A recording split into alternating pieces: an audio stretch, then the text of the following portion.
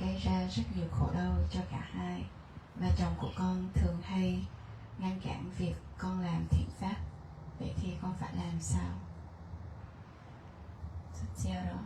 The first question is from a yogi here that her and her husband often argue a lot and will get into arguments and fighting, and it create a lot of suffering for both sides. And also her husband would prevent her from doing good deeds. So how can she solve this problem?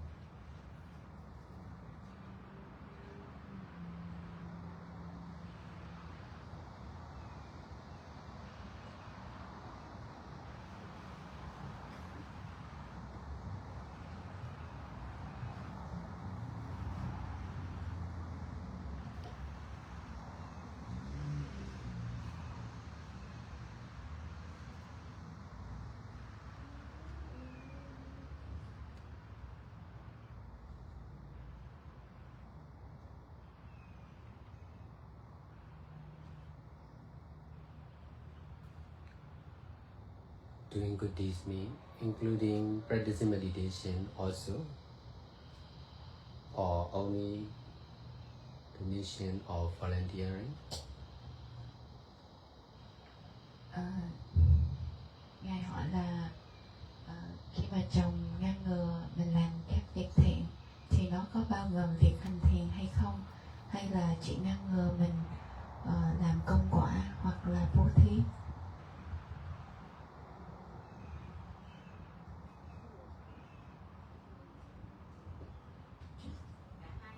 Yeah. Nhưng mà không phải là thực hành thiền đúng không?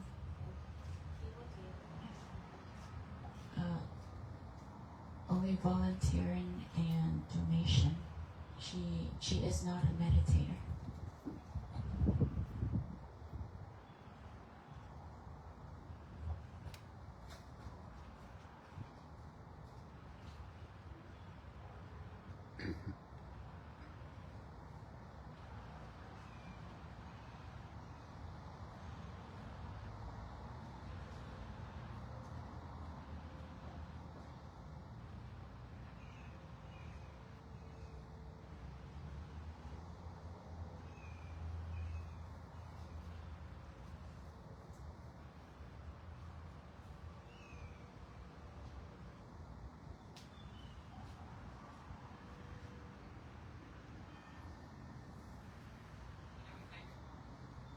As a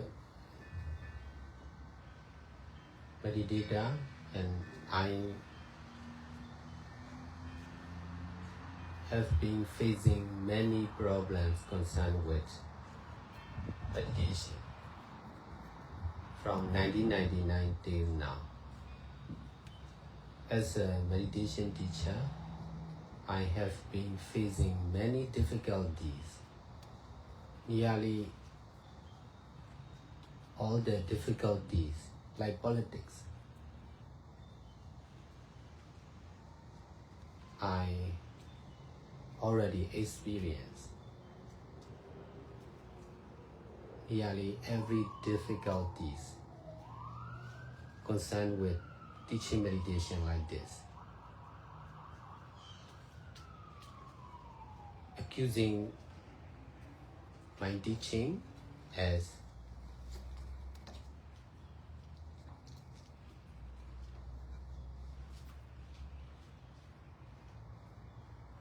not the teaching of Buddha.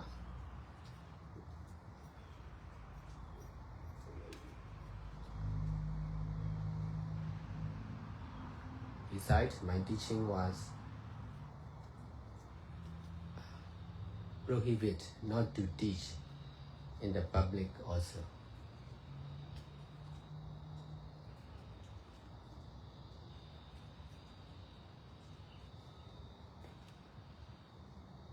But if I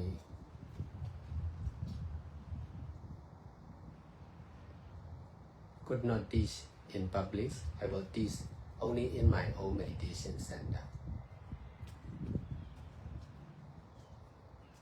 I will teach only on private house.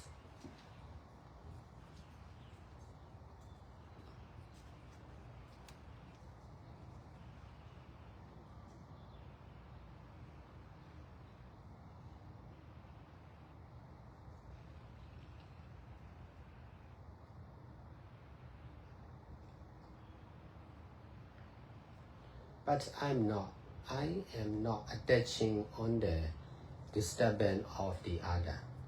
I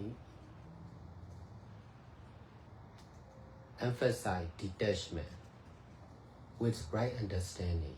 In this way, I could teach not only in my own meditation center, but also in public place, in Myanmar, and also in other country like this.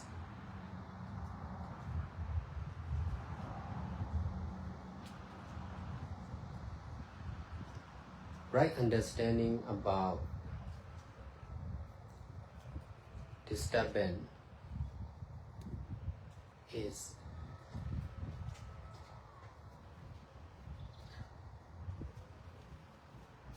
believing in cause and effect of Nama and Rupa or ever-changing selfless impermanent nature. If we see from the present condition, some people are disturbing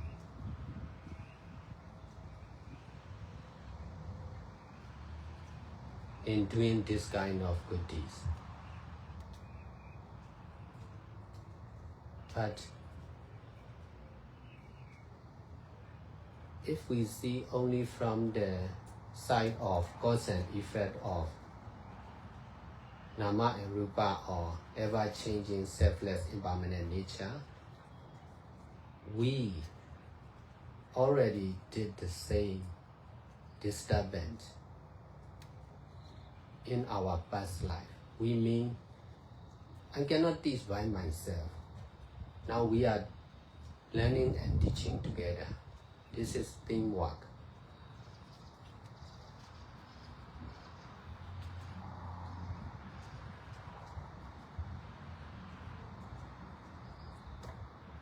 If we are disturbed in doing good deeds like this, it is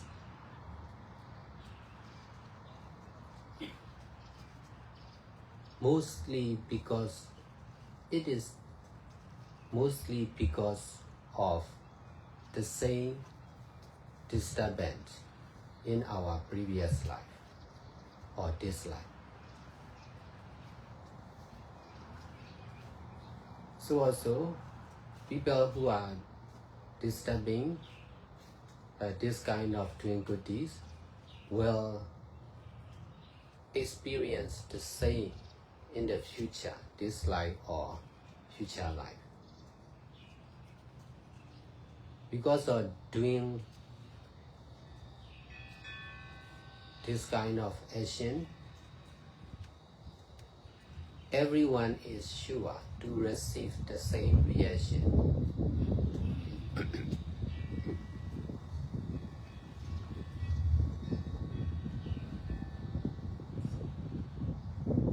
We are not rejecting the present life, present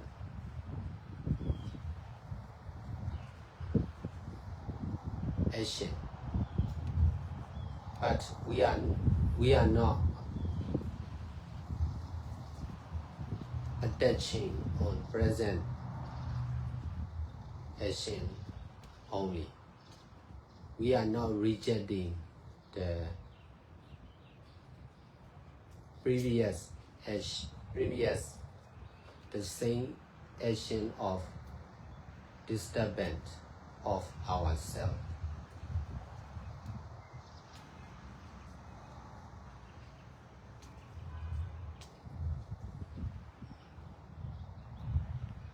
Buddha guide us. Past, present, and future are connected.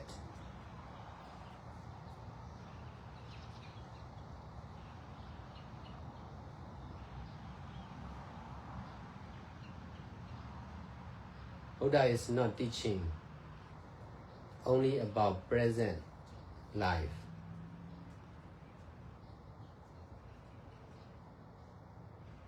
Present action.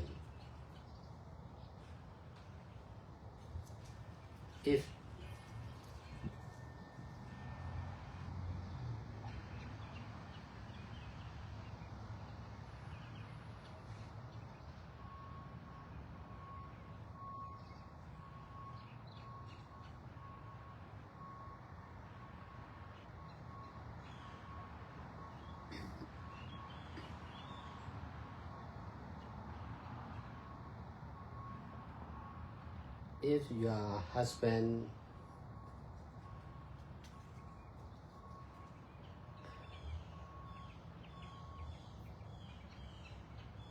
is disturbing your action of doing good deeds at the present in this life,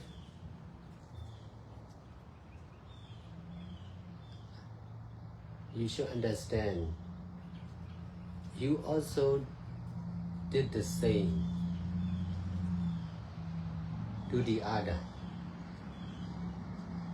in this life or in your previous past life.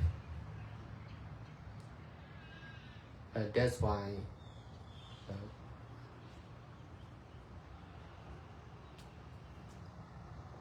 the same reaction return to you. It will be the same to your husband. Because of disturbing doing good deeds, he will receive disturbing the same reaction of disturbing when he do good deeds.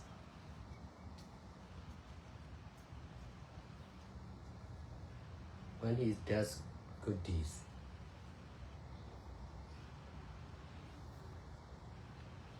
This is not only for you and your husband, this is for all living beings. As long as we are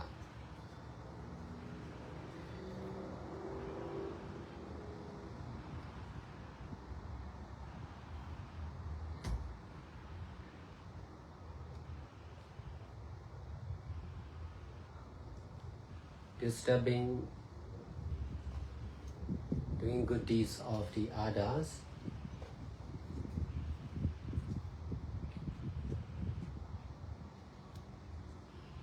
the same reaction will surely come back to us. This is the law of karma. No one can stop it. Only when we are doing greater good deeds,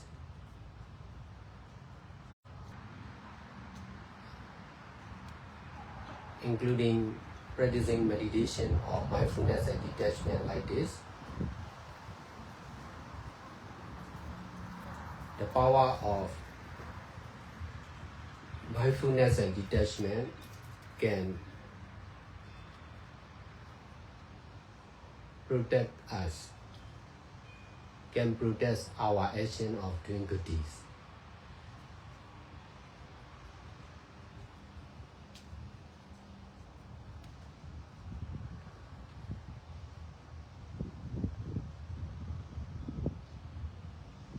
So donation and volunteering and keeping precepts only are not enough for sure.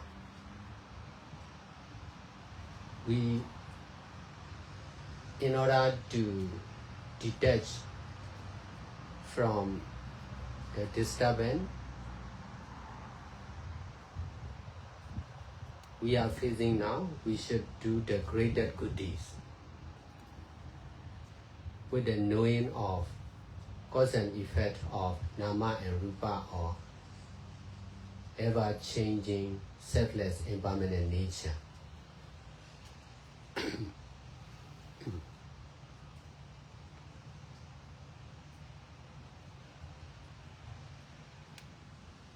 As a meditator, I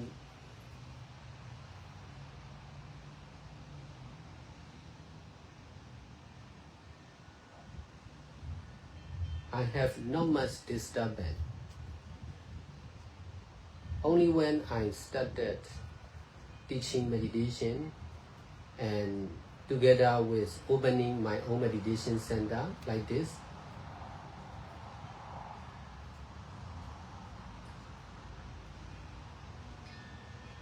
besides, because of allowing everyone to do good deeds together in my own meditation center,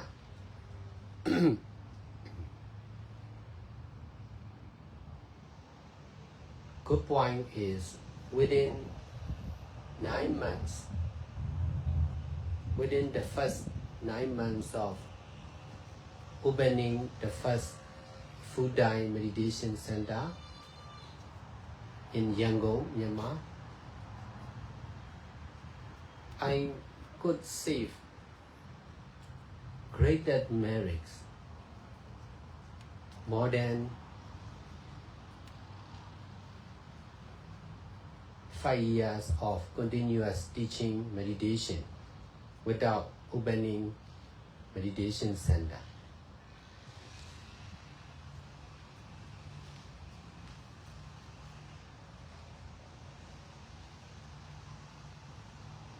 The power of doing good deeds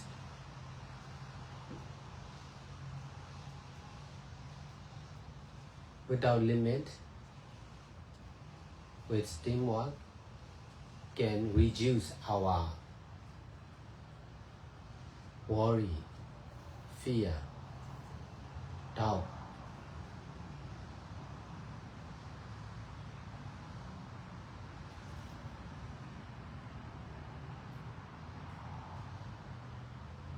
And dilemma or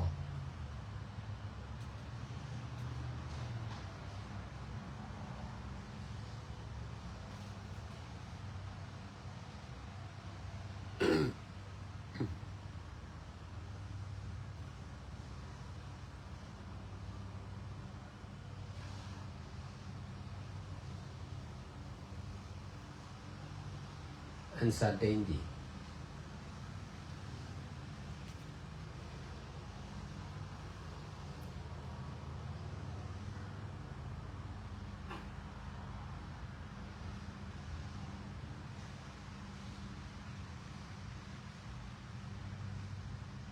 If we are doing good deeds with limit or discipline,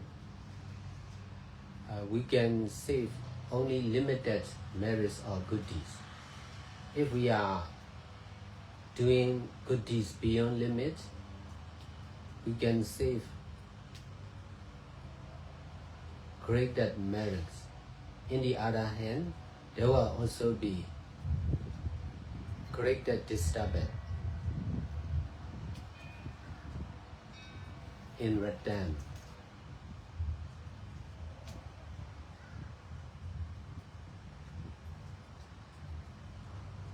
From the beginnings of the first Bhava Center in 2007,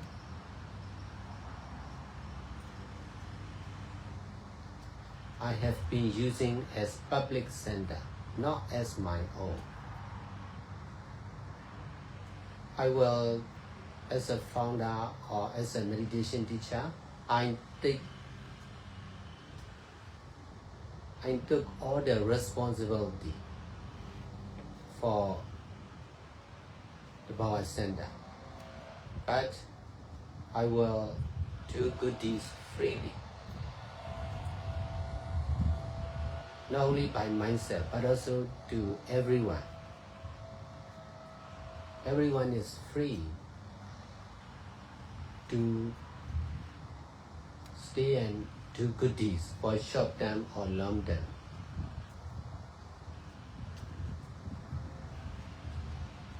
Everyone is free to stay for short term or long term without doing good deeds also.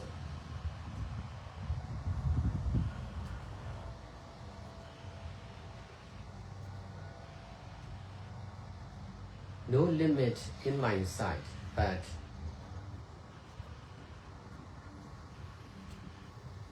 relying on Buddha, Dhamma and Sangha or staying in meditation center is not easy for most of the people. For those who don't have enough merits,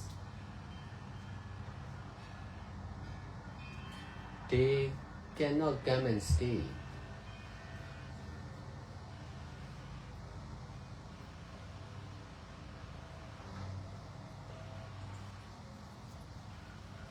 In the society, we need money, whatever we do. So also, concerned with Buddha, Dhamma and Sangha, we need merits.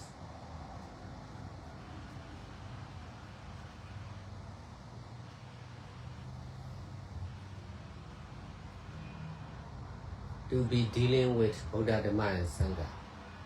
If we don't have enough merits, we cannot be dealing with Buddha, Dhamma, and Sangha like this for sure.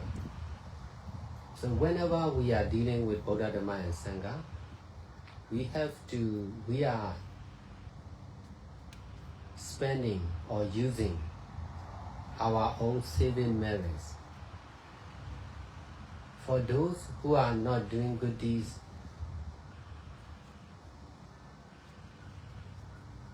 in the meditation center, they cannot stay for long time.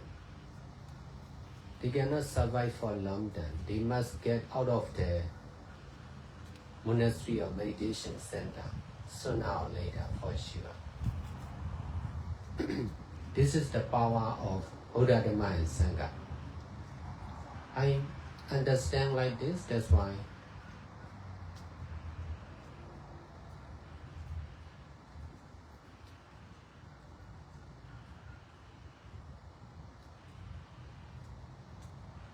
I don't need to make decision.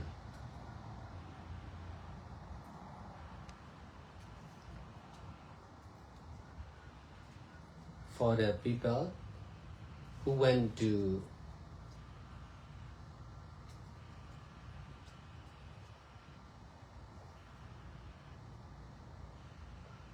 come and stay in my own meditation center, I just need to allow it.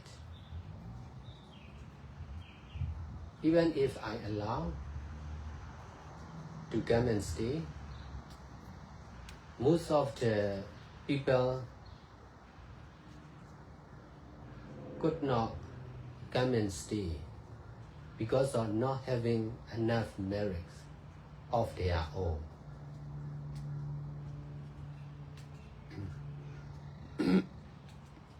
Politics in Myanmar is not good till now. Because of doing like this, many political leaders worry for the power center. Because of doing like this, they worry.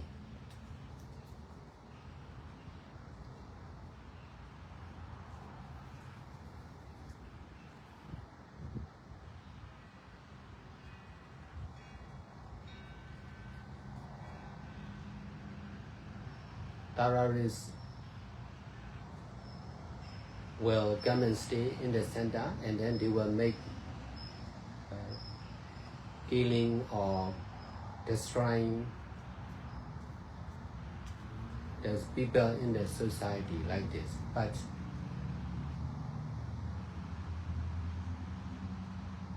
it rarely happens like this because of the power of Dhamma or doing good deeds we are doing now.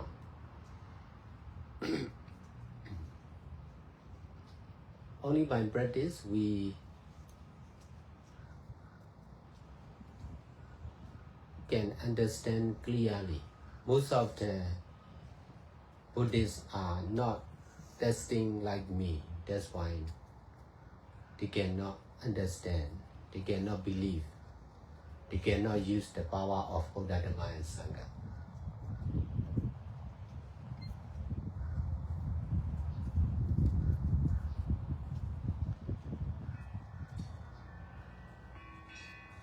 If you can understand like this, you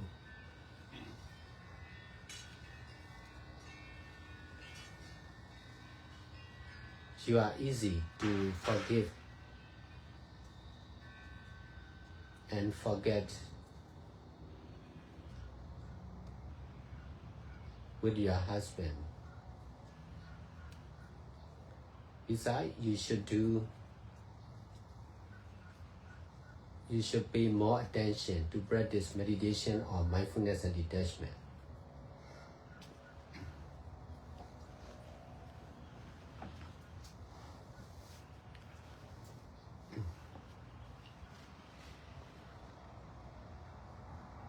Allowing the disturbance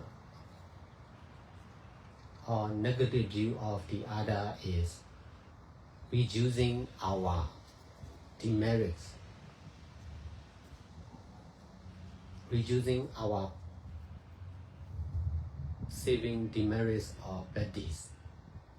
The more we endure with this right understanding, the more we can reduce our own demerit.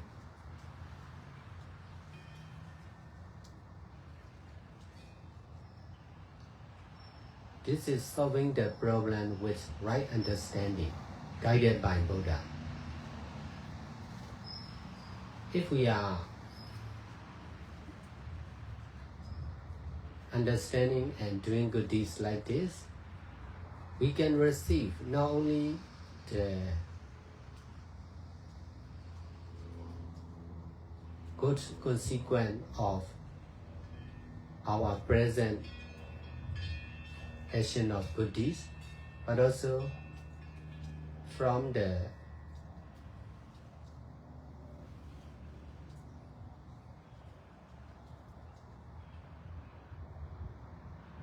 good deeds of our past action. In the past, we don't understand like this.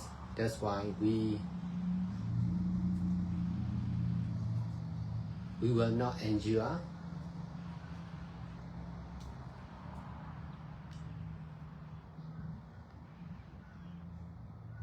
In this way, we cannot pay back or reduce our bad deeds.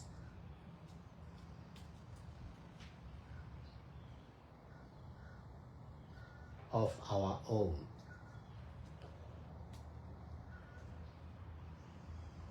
The more we are doing good, in fact,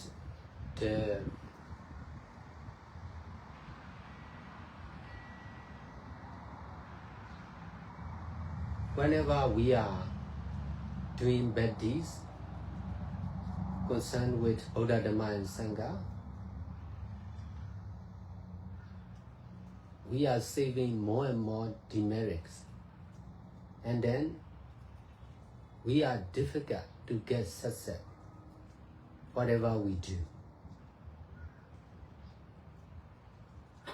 I can do many things successfully because I dare not do bad deeds with my body and mind. Besides, I dare to pay back for the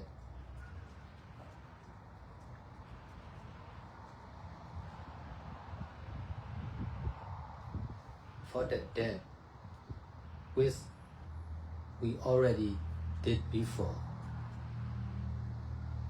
I allow whatever good or bad action of everyone concerned with me and our sender.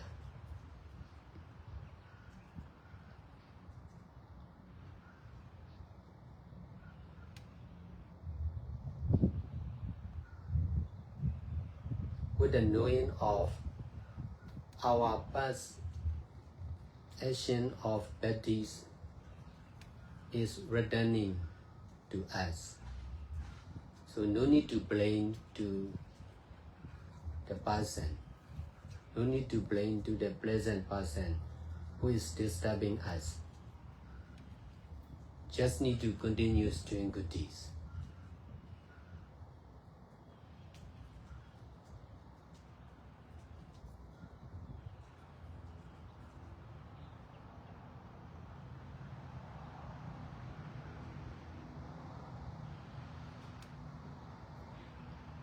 I have been paying back many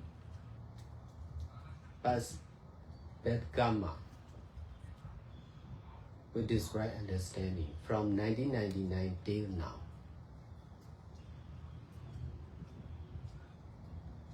In this way, I have been receiving good consequence or result not only from this life good deeds, but also from our previous life action of good deeds.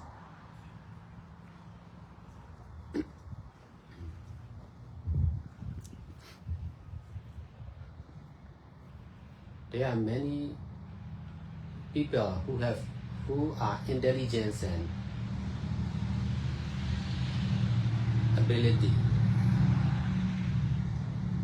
have ability, but because of not paying back for their past karma, they are difficult to get success, whatever they do. This is because of not paying back their past mistake.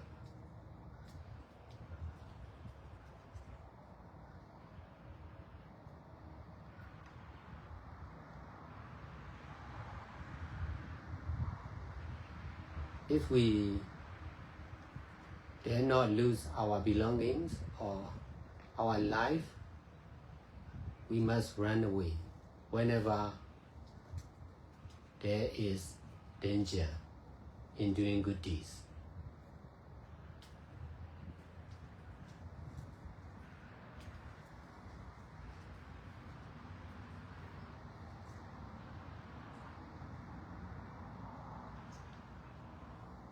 In this way, in the long term, most of the people are difficult to do good deeds for long term because of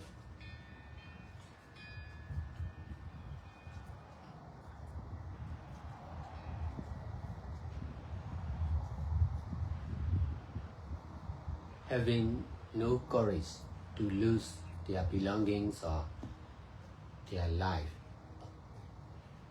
In fact, the power of doing good deeds is really safe. If we are doing good deeds like this, even if we lose our belongings, we can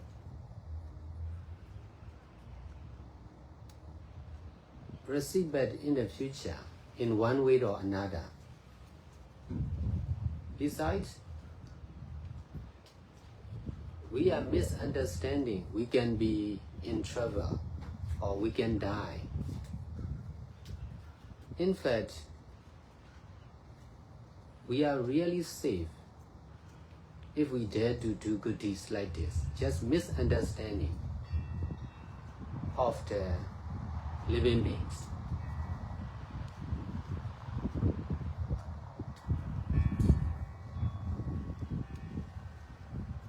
So you need to change your understanding. Try to accept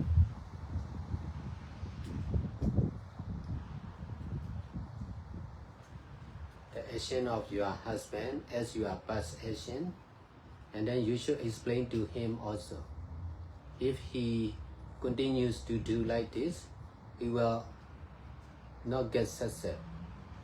Whatever he do, besides, he will receive back the same reaction for sure. This theory is really practical. Anyone can test.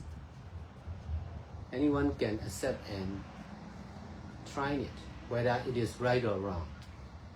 I already test for over 25 years continuously. That's why I understand very well about this theory of cause and effect of Nama and Rupa, or ever-changing, selfless, impermanent nature. Besides, you should pay more attention to practice meditation of mindfulness and detachment like this. In this way, your husband will be less and less disturbing, concerned with you. You need to detach from him, from yourself also, from yourself, from your husband. Because of attachment,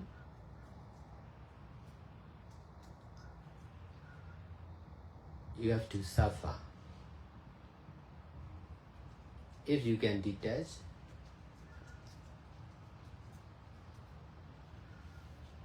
it will not be problems anymore. It is natural for everyone, even for Buddha.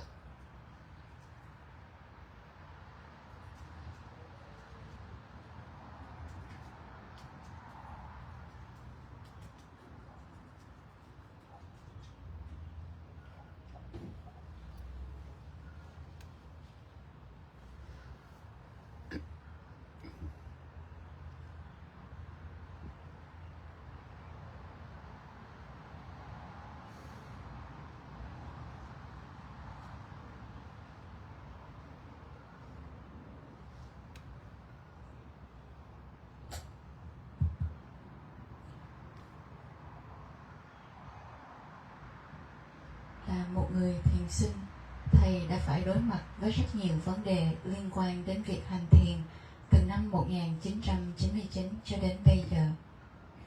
Là một người thiền sư, thầy cũng đã phải đối mặt với rất nhiều khó khăn, bao gồm cả việc chính trị.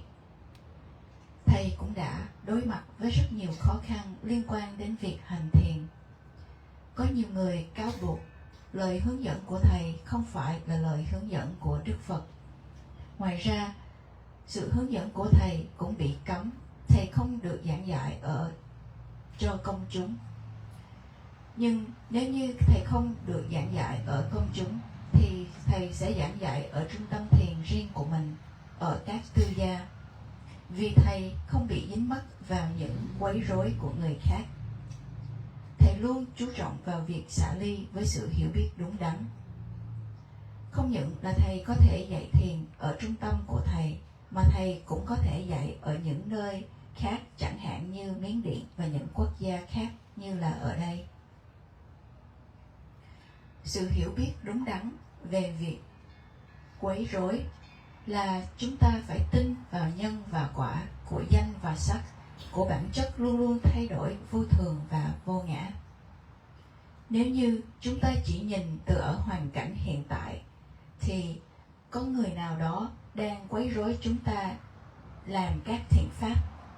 Nhưng nếu như chúng ta chỉ nhìn từ góc cạnh của nhân và quả, của danh và sắc, của bản chất vô thường và vô ngã, thì chúng ta sẽ thấy rằng chúng ta cũng đã từng quấy rối những người khác ở trong những đời sống trước đây. Thầy không thể hướng dẫn thiền một mình. Tất cả chúng ta đang ở đây để học và để dạy chung với nhau. Đây là việc làm đồng đội. Nếu như chúng ta bị quấy rối trong các việc thiện pháp mà chúng ta làm, thì chúng ta phải hiểu rằng đã có những sự quấy rối tương tự như vậy ở trong đời sống trước đây của chúng ta. Những người đang quấy rối các việc làm thiện pháp cũng sẽ có kinh nghiệm giống như vậy ở đời sống tương lai. Vì làm các hành động như vậy sẽ nhận lại được quả giống như hành động đó. Chúng ta không phải là đang chối bỏ đời sống hiện tại, hành động hiện tại, nhưng mà chúng ta không chỉ dính mắc vào chỉ là hành động của hiện tại. Chúng ta không chối bỏ hành động trước đây của sự, nhưng chúng ta không chối bỏ những hành động quấy rối trước đây của chính chúng ta. Đức Phật đã dạy chúng ta, khi nào chúng ta còn quấy rối các việc làm thiện pháp của người khác, thì quả tương tự sẽ chắc chắn quay lại với chúng ta. Đây là luật của nghiệp, không có ai là có thể ngừng nó lại. Chỉ khi nào chúng ta làm các thiện pháp cao cả hơn, bao gồm cả việc thực hành chánh niệm và xả ly, thì sức mạnh của chánh niệm và xả ly mới có thể bảo vệ chúng ta, mới có thể bảo vệ các hành động thiện pháp của chúng ta. Cúng dường, làm tình nguyện viên và giữ giới là chưa đủ.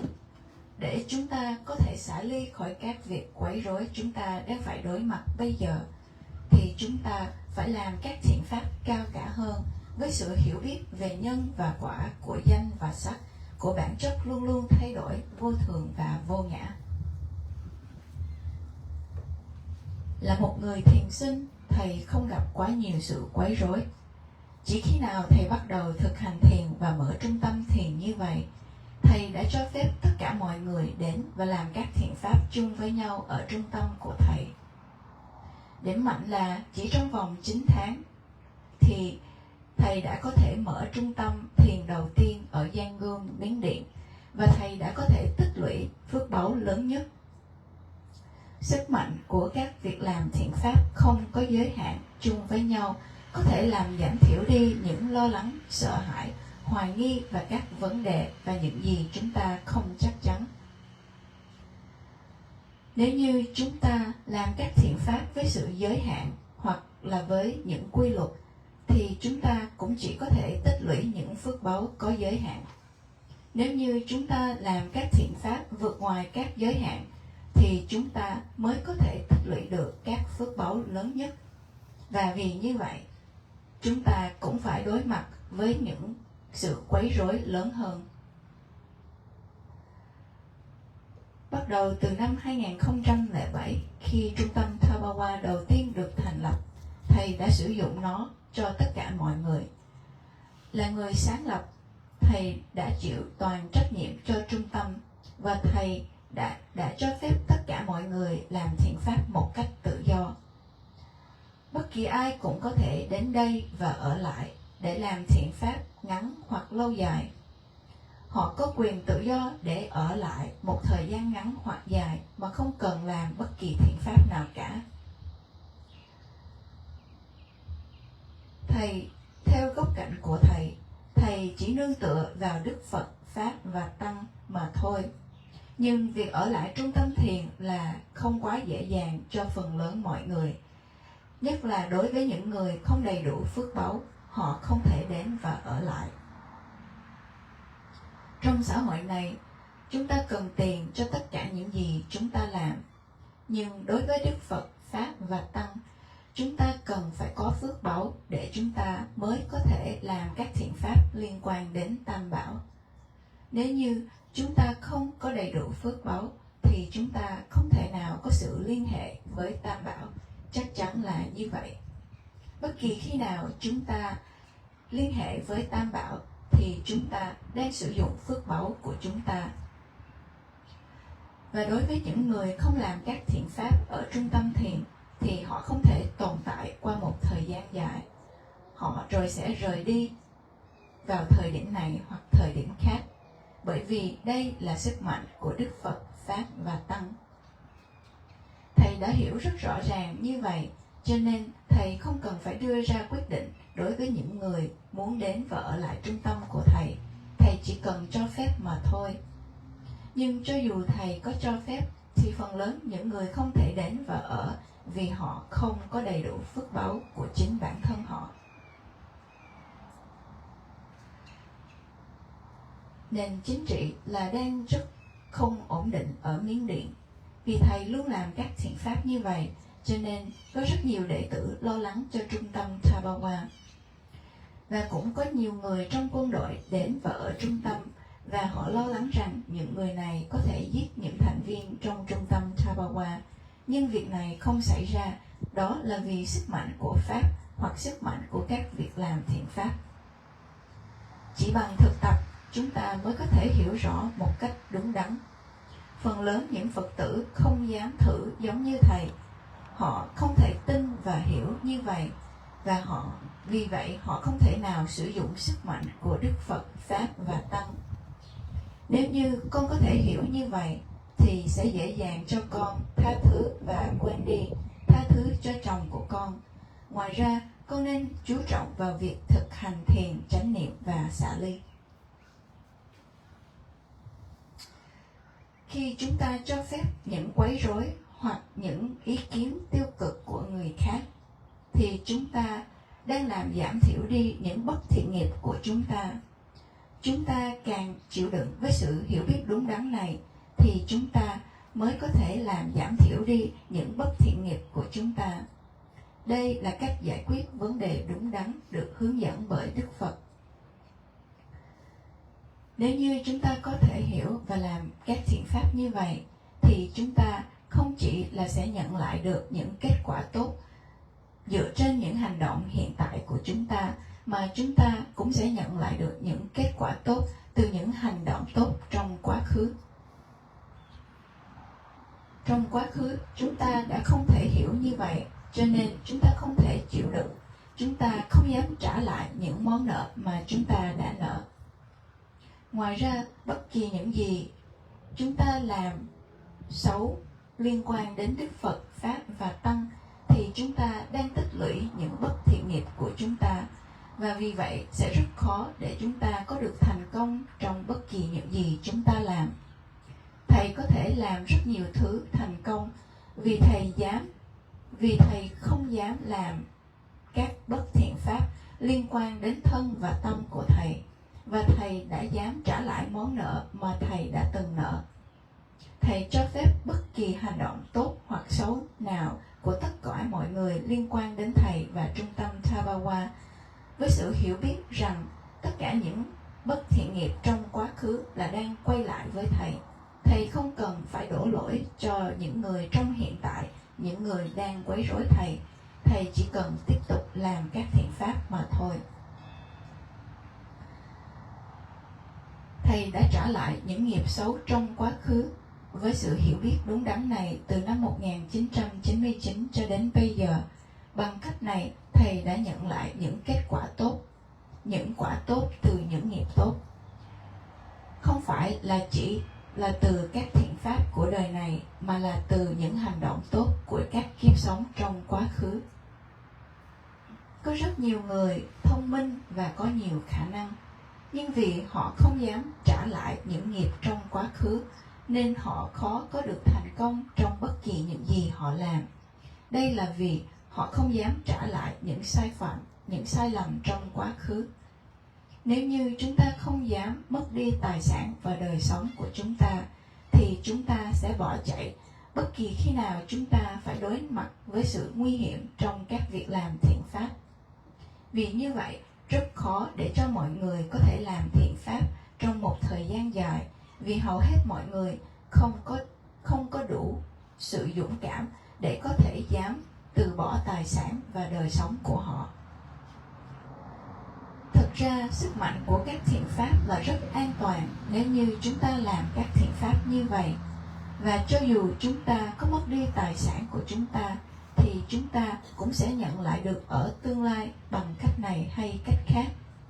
Chúng ta chỉ đang hiểu sai lầm về những gì đang xảy ra mà thôi.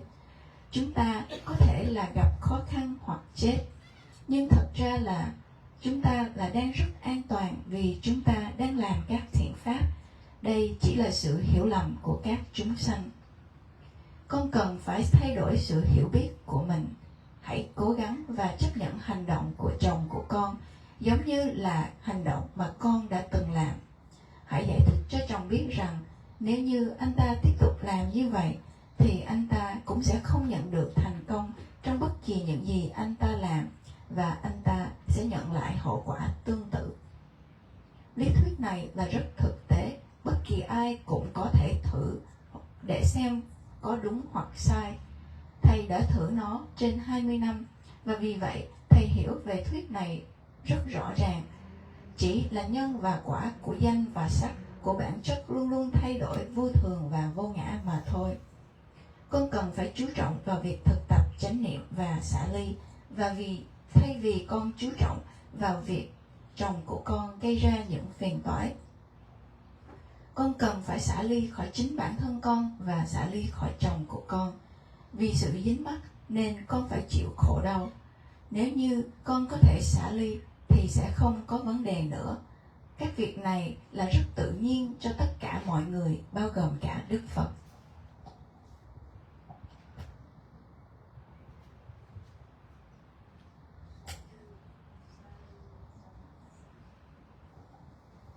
Con xin mời quý vị tiếp theo đặt câu hỏi.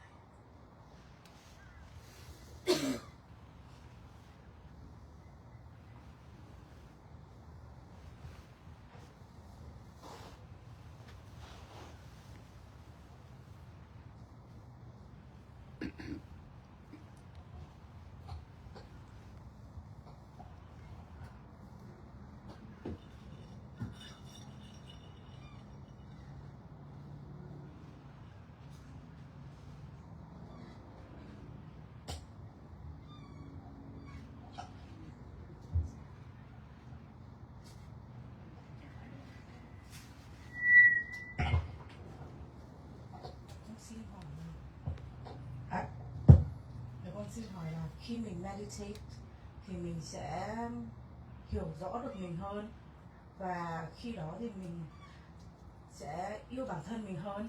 Nhưng mà khi cái bước đầu của hiểu rõ bản thân và yêu thương bản thân thì có thể mình có những cái suy nghĩ là mình có ích kỷ quá không, khi mà mình đã bắt đầu buông những cái người thân của mình, rồi không phải buông mà là giống như là mình bắt đầu từ bỏ cái sự yêu thương chăm sóc đấy, để dần dần là mình quay lại và mình chăm sóc bản thân mình.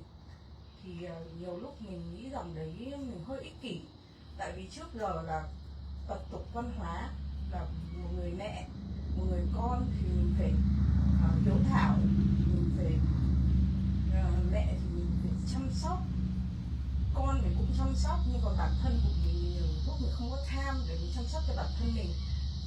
Nhưng mà khi mà mình đã meditate, mình đã hiểu rõ bản thân mình và mình bắt đầu yêu thương bản thân mình, thì mình thấy cái người mình cần được yêu thương nhất phải là bản thân mình trước khi mình yêu thương người khác. Vậy con chỉ muốn hỏi là có cái cách nào để mình giảm bớt được những suy nghĩ mà mình nghĩ là mình ích kỷ đó hay không? Dạ con cảm ơn thầy.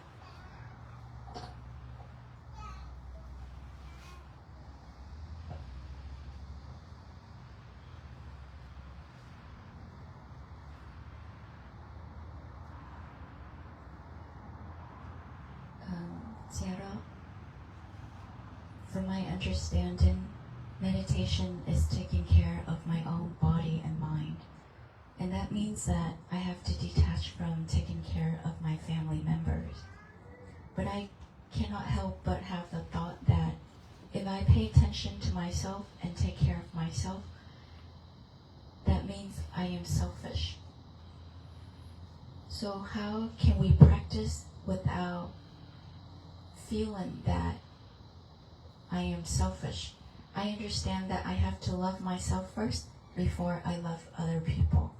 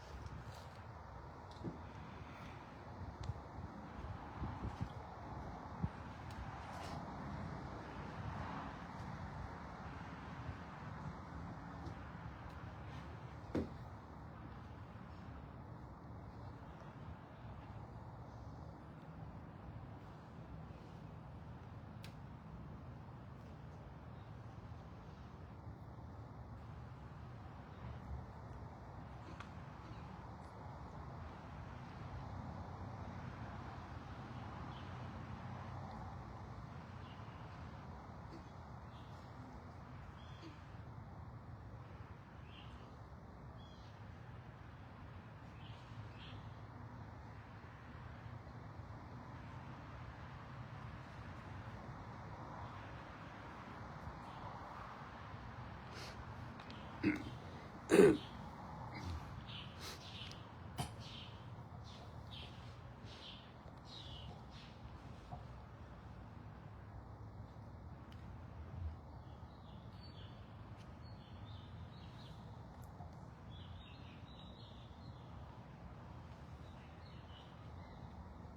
real problem is ignorance and attachment.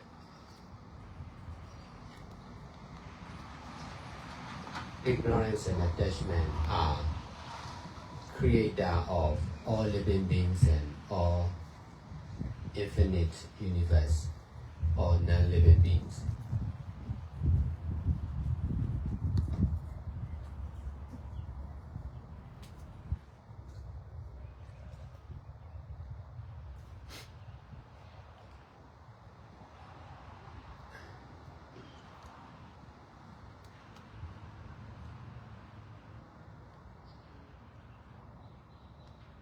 The real meditation is also mindfulness with detachment.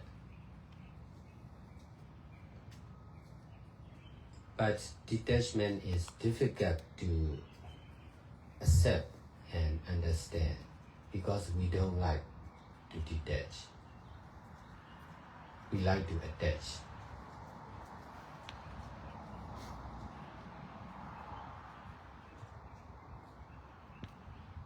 That's why even if we can accept mindfulness as meditation, we cannot accept, we are difficult to accept detachment.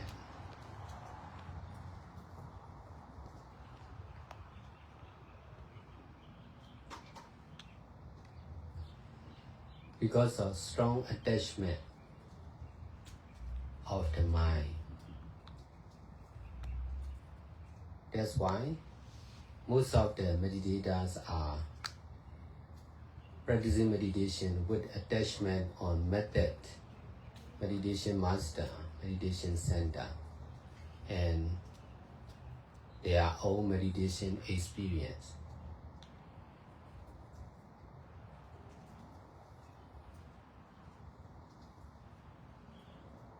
Your understanding about meditation is also not complete. You can accept only mindfulness. You need to accept detachment also. Because ignorance or avijja only cannot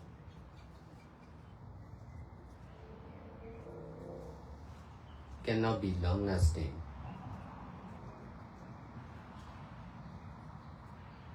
Cannot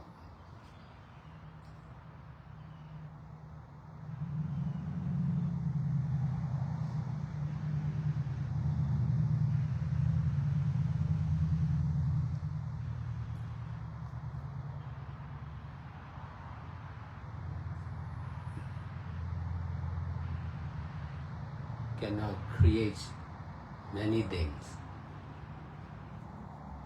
Ignorance together with attachment can create many things, infinite living beings. We are one of the created living beings by ignorance and attachment. So for ignorance, we need to be mindful. For attachment, we need to detach.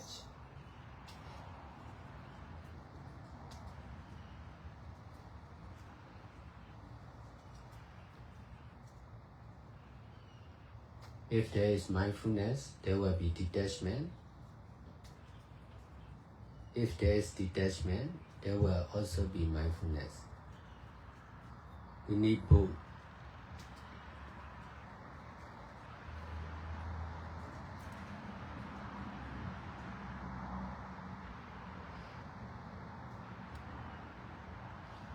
If there is ignorance, there will be attachment.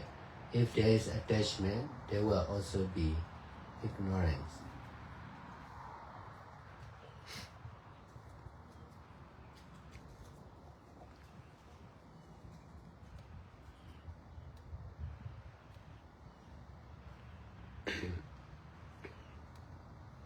both of mindfulness and detachments are mostly concerned with the mind.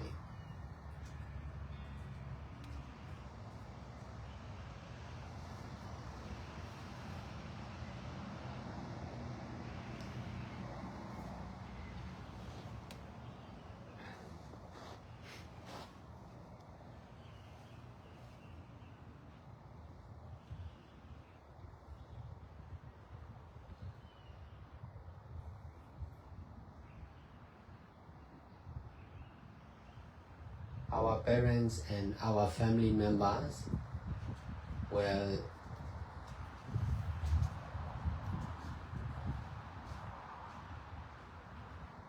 be alive in the society, but we must detach from the mind. Even if they die, we are difficult to forget because of attachment. So detachment is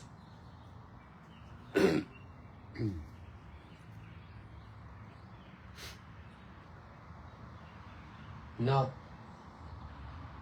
detachment is concerned with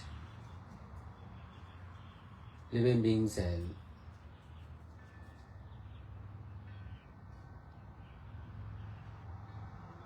with the people who already passed away also.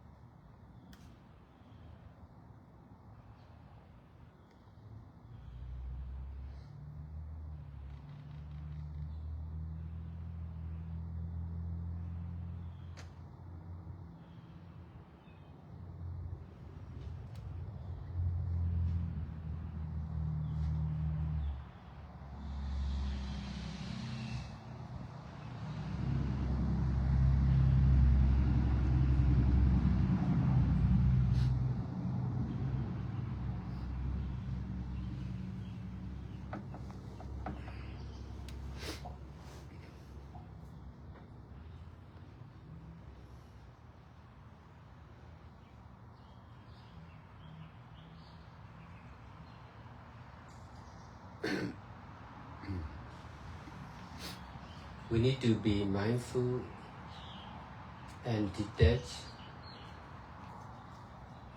from all living beings and all non-living beings. But we need to practice step by step. In the beginning, in order to detach from the others, we need to be mindful ourselves, or our body and mind, or nama and rupa, or ever-changing, selfless, impermanent nature.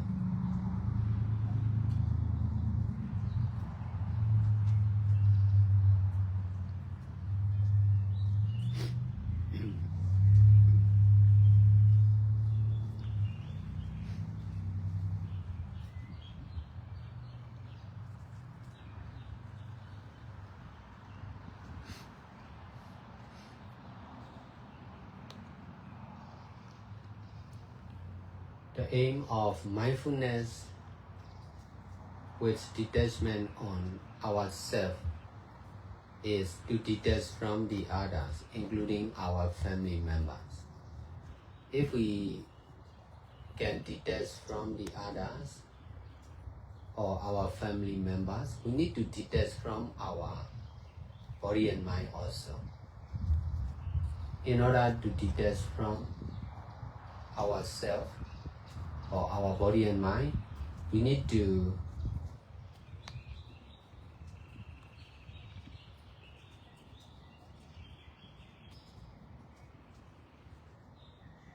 be mindful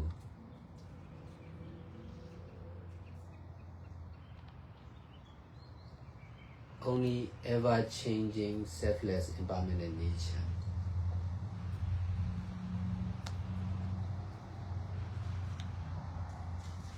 If we are knowing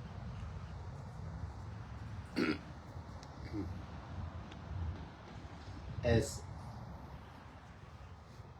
oneself or someone or something, there will be attachment on knowing someone or something. Only when we are knowing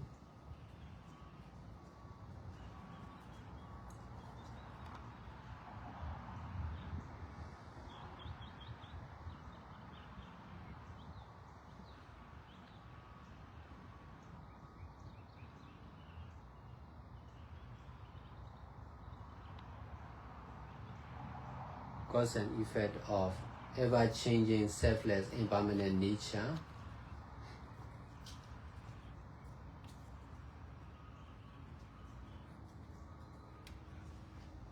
we are detaching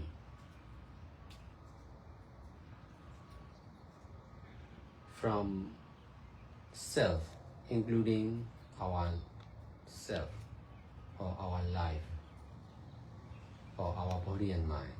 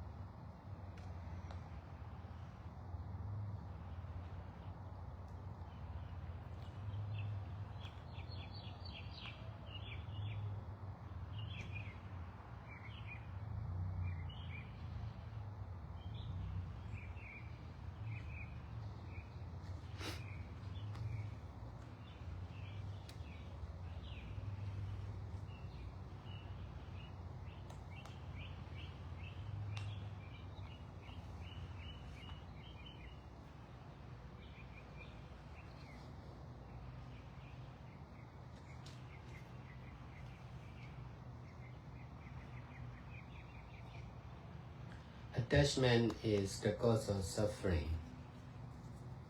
If there are attachment on money, there will be suffering with money. If there is attachment on loan regulation, there will be suffering concerned with loan regulation. If we are attaching on our family members, there will be suffering or worry, fear concerned with our family member.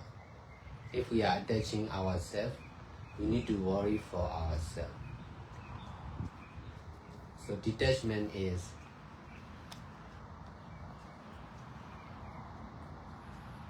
reducing our own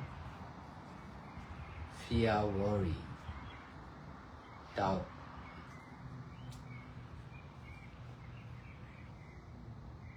greed and delusion.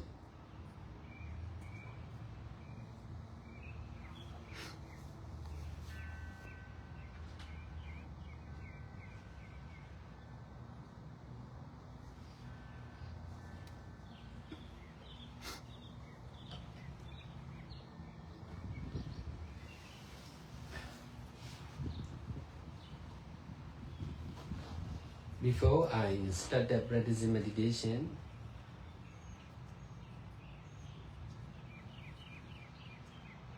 I have strong desire to help the people, but because of strong attachment on myself, I could not help a lot. Only when I can detach from myself, I don't need to worry for myself, losing my belongings or losing my life is because of worry, because of attachment. If we can detach, no need to worry. Whatever good or bad happening concerned with me, and with my own meditation center. In this way, I can use my life and my own meditation center for everyone, including Buddha, Dhamma, and Sangha.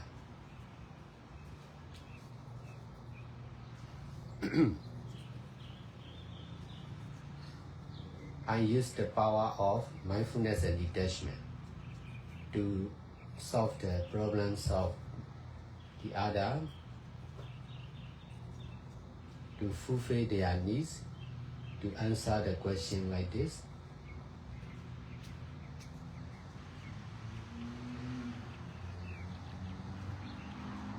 If I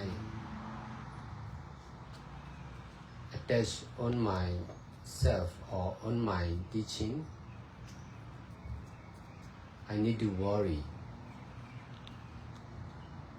for myself and for my teaching. In this way, I could not do good deeds like this.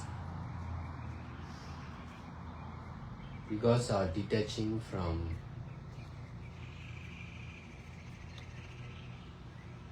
everyone and everything,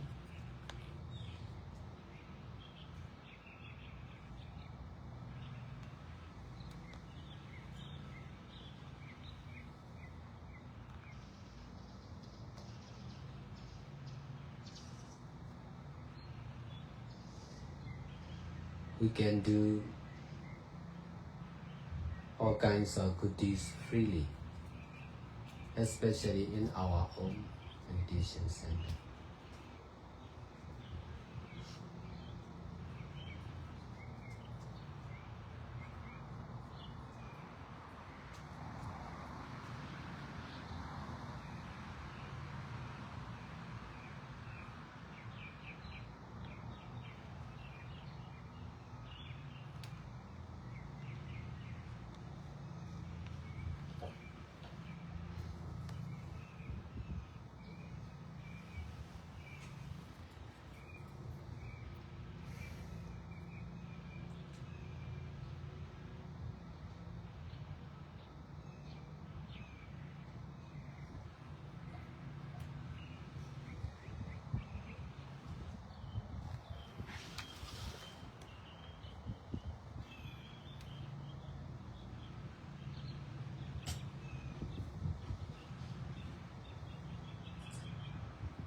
Vấn đề thật sự là vô minh và dính mắc. Vô minh và dính mắc là đấng tạo hóa, tạo ra tất cả các chúng sanh, phi chúng sanh và vũ trụ bao la này. Việc hành thiền thật sự là hành thiền với sự chánh niệm và xả ly. Vì xả ly là rất khó để chấp nhận và hiểu. Vì chúng ta không thích xả ly, chúng ta chỉ thích bị dính mắc. Cho dù chúng ta có thể chấp nhận chánh niệm là hành thiền, thì chúng ta cũng không dễ chấp nhận xả ly là hành thiền, bởi vì có sự dính mắc rất mạnh mẽ trong tâm. Phần lớn, những người thiền sinh là thực hành thiền với sự dính mắc vào phương pháp, vào trung tâm thiền, vào vị thiền sư, và bị dính mắc ngay cả vào kinh nghiệm hành thiền của họ. Sự hiểu biết của con về việc hành thiền là chưa trọn vẹn. Con chỉ có thể chấp nhận chánh niệm. Con cần phải chấp nhận xả ly. Vì vô minh không là không đủ để tạo ra tất cả mọi thứ. Vô minh phải đi kèm với sự dính mắc thì mới có thể tạo ra tất cả mọi thứ, bao gồm cả các chúng sanh, phi chúng sanh và vũ trụ bao la này. Chúng ta cũng chỉ là một trong các chúng sanh được tạo ra bởi sự vô minh và dính mắc. Đối với vô minh, chúng ta cần phải chánh niệm. Đối với sự dính mắc, chúng ta cần phải xả ly. Nếu như có chánh niệm thì sẽ có xả ly, và nếu như có xả ly thì sẽ có chánh niệm. Chúng ta cần cả hai. Nếu như có vô minh thì sẽ có dính mắc, và nếu như có dính mắc thì sẽ có vô minh. cả hai việc chánh niệm và xả ly là liên quan đến tâm. Cha mẹ và các gia đình của chúng ta cũng có thể là còn đang sống, nhưng chúng ta cần phải xả ly trong tâm. Và cho dù họ đã qua đời thì chúng ta cũng không thể nào quên họ. Đó là vì sự dính mắc. Sự xả ly là liên quan đến tất cả các chúng sanh, và ngay cả đối với những người đã qua đời. Chúng ta cần phải chánh niệm và xả ly khỏi tất cả các chúng sanh và phi chúng sanh. Nhưng chúng ta phải thực tập từng bước một. Vào giai đoạn đầu, để chúng ta có thể xả ly khỏi những người khác, thì chúng ta phải chánh niệm trên thân và tâm của chúng ta, chánh niệm trên danh và sắc, hoặc bản chất của sự luôn luôn thay đổi, vô thường và vô ngã. Mục tiêu của chánh niệm và xả ly trên thân và tâm của chúng ta là để chúng ta có thể xả ly khỏi những người khác, bao gồm cả gia đình chúng ta.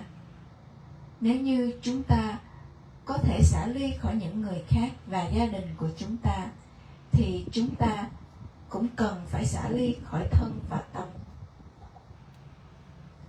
Để chúng ta có thể xả ly khỏi chính bản thân chúng ta, xả ly khỏi thân và tâm của chúng ta, thì chúng ta chỉ cần chánh niệm trên bản chất vô thường, vô ngã mà thôi.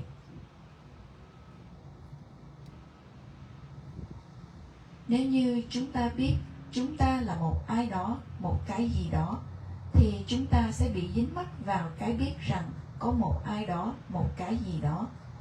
Chỉ khi nào chúng ta biết về nhân và quả của bản chất luôn luôn thay đổi, vô thường và vô ngã, thì chúng ta mới có thể xả ly khỏi tự ngã, xả ly khỏi bản thân chúng ta, xả ly khỏi cuộc đời của chúng ta, xả ly khỏi thân và tâm của chúng ta. Dính mắc là nguyên nhân của khổ đau. Nếu như có sự dính mắc vào tiền bạc thì sẽ có khổ đau liên quan đến tiền bạc. Nếu như có sự dính mắc vào luật pháp thì sẽ có khổ đau liên quan đến luật pháp. Nếu như có sự dính mắc vào gia đình thì sẽ có sự lo lắng và sợ hãi liên quan đến gia đình.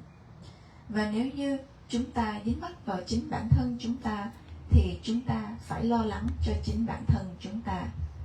Vậy nên xả ly cũng có nghĩa là làm giảm thiểu đi sự sợ hãi, lo lắng, hoài nghi, tham, sân và si của chúng ta. Trước khi thầy bắt đầu thực hành thiền, thầy có mong muốn mạnh mẽ để giúp đỡ người khác. Nhưng vì thầy có sự dính mắc mạnh mẽ vào bản thân thầy, nên thầy đã không thể giúp đỡ nhiều. Chỉ khi nào thầy xả ly khỏi chính bản thân mình, thầy không cần lo lắng cho chính bản thân mình, thì thầy mới có thể giúp tất cả mọi người. Nếu như chúng ta có thể xả ly thì chúng ta không cần phải lo lắng, cho dù là những gì đang xảy ra là tốt hoặc xấu liên quan đến chúng ta. Chỉ bằng cách này, thầy mới có thể sử dụng đời sống của thầy và trung tâm của thầy cho tất cả mọi người, bao gồm Đức Phật, Pháp và Tăng. Thầy đã sử dụng sức mạnh của chánh niệm và xả ly để giải quyết tất cả vấn đề của người khác và đáp ứng những nhu cầu của họ và trả lời những câu hỏi của họ. Nếu như thầy bị dính mắc vào chính bản thân thầy hoặc dính mắc vào sự hướng dẫn của thầy, thì thầy phải nên lo lắng cho chính bản thân thầy và phương pháp hướng dẫn của thầy. Và vì như vậy, thầy sẽ không thể làm các thiện pháp như vậy. Vì thầy có thể xả ly khỏi tất cả mọi người và tất cả mọi thứ, cho nên thầy mới có thể làm tất cả các thiện pháp một cách tự do, nhất là ở trung tâm thiền.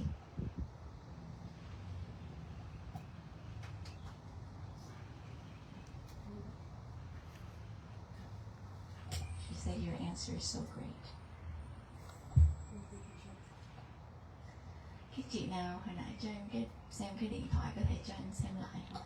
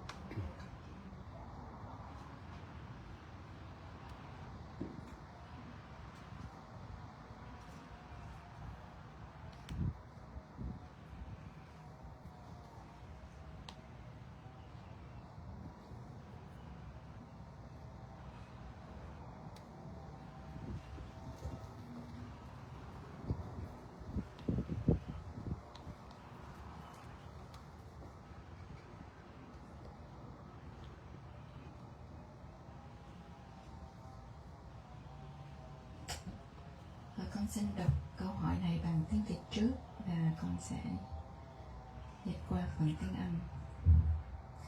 Thưa Thầy, khi quan sát trong thiền Vipassana, chúng con chỉ thấy thân này là do tứ đại hợp thành, tâm này là do các duyên sinh khởi rồi duyên sinh diệt. Nếu vậy thì cái gọi là tôi, cái ngã thực sự nằm ở đâu trong tiến trình sinh và diệt? Vậy tại sao chúng con vẫn luôn bám chấp vào nó như là nó có thật? Khi bị xúc phạm, một cái tôi rất mạnh trỗi dậy. Làm sao ngay trong khoảnh khắc đó con thấy được vô ngã? Nếu tất cả đều là vô ngã, thì con phải sống và thương yêu người khác như thế nào cho đúng với chánh kiến? Nếu thân này, cảm thọ này, ý nghĩ này đều không phải ta, vậy cái gì là ta? So, dear Seattle, when we practice Vipassana meditation, we only see that this body is formed by the four great elements, and this mind arises and ceases due to the conditions. If that is so, then where exactly does the I or self exist within this process of arising and passing away? And why do we still cling to it as if it truly exists? When being insulted, a very strong sense of I arises. How can I right in that very moment see anatta? If everything is without self, then how should I live and love others in a way that is in accordance with right view? If this body, this feeling, and this thought are not me, then where is that me?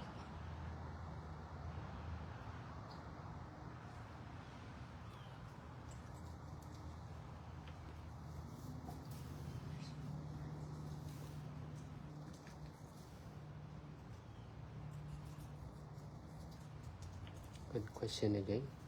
So I'm going to break it down into different sections for Seattle. So the first one is, if this mind and body is formed by the four elements, and it's just the process of appearing and disappearing, then where does the I or the self exist?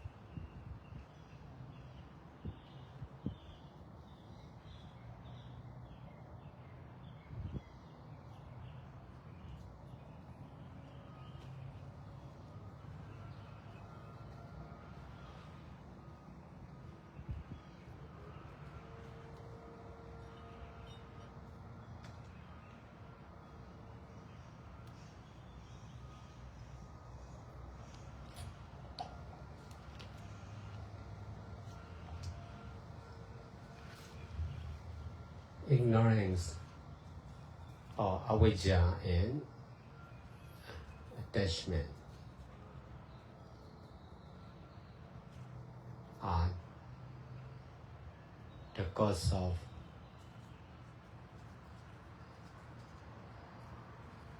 oneself or someone or I.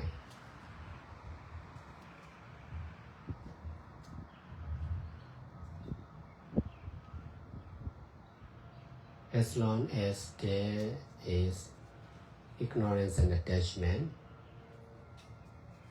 there will be misunderstanding of I as real.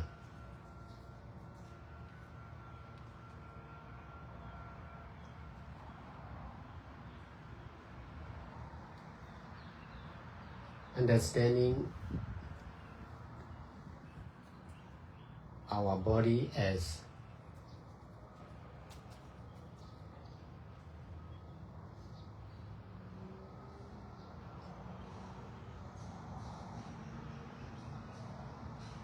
combination of four elements or appearing and disappearing nature only is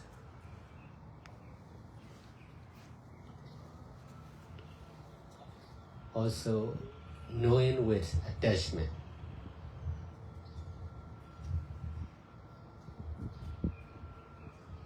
Only by knowing like this, ignorance and attachment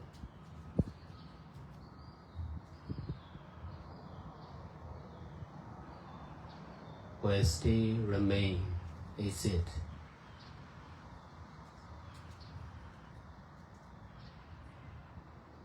That's why, although you understand four elements and appearing and disappearing nature concerned with your body and mind,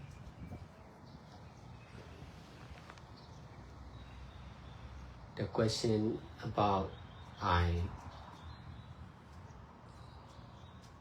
still remain.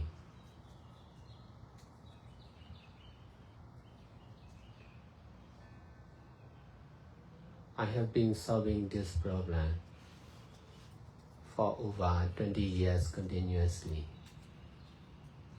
That's why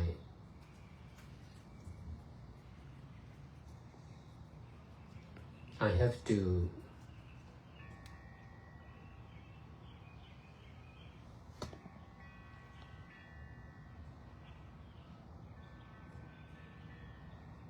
teach about ever-changing, selfless, impermanent nature.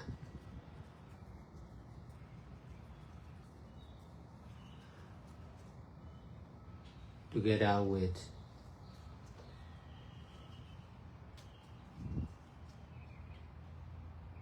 doing only or not doing only.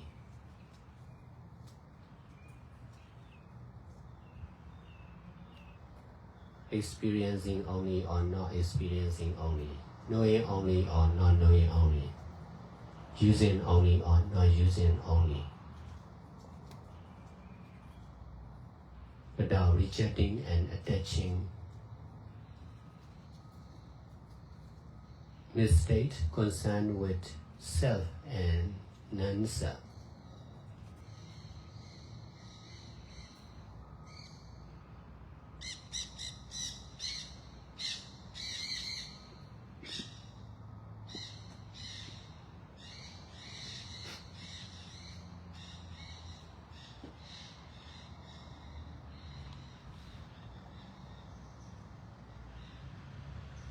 If the knowing about appearing and disappearing combination of four elements is enough, I will not teach about doing only or not doing only, using only or not using only.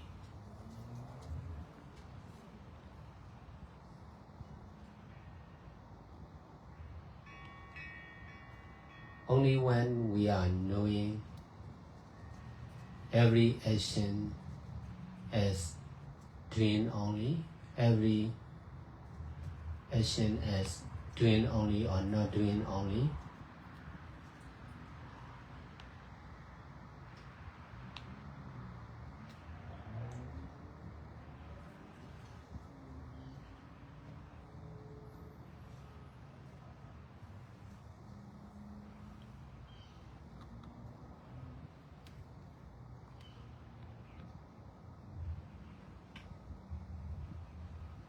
every happening,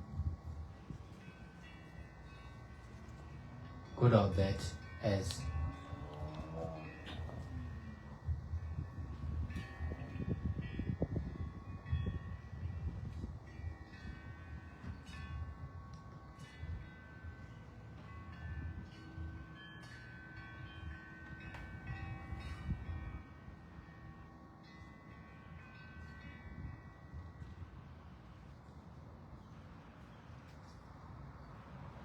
happening only,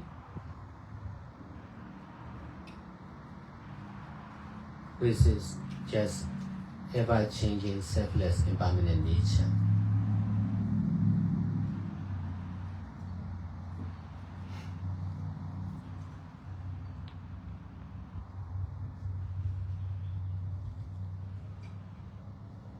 This kind of knowing is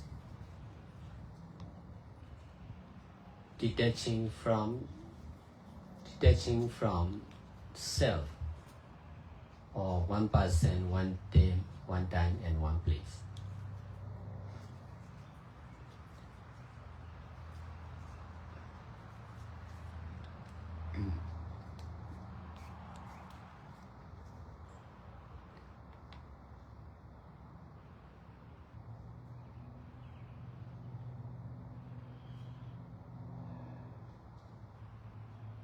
We don't need to answer the question directly because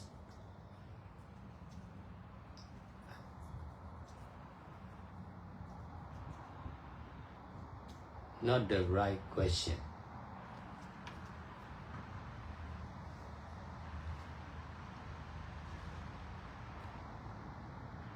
The more we are answering this kind of question, there will be more attachment on this kind of false question.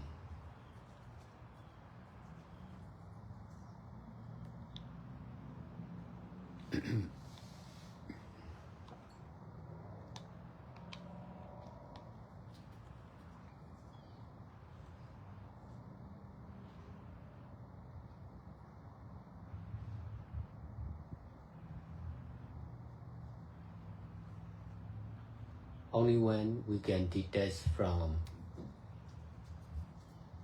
thinking or accepting about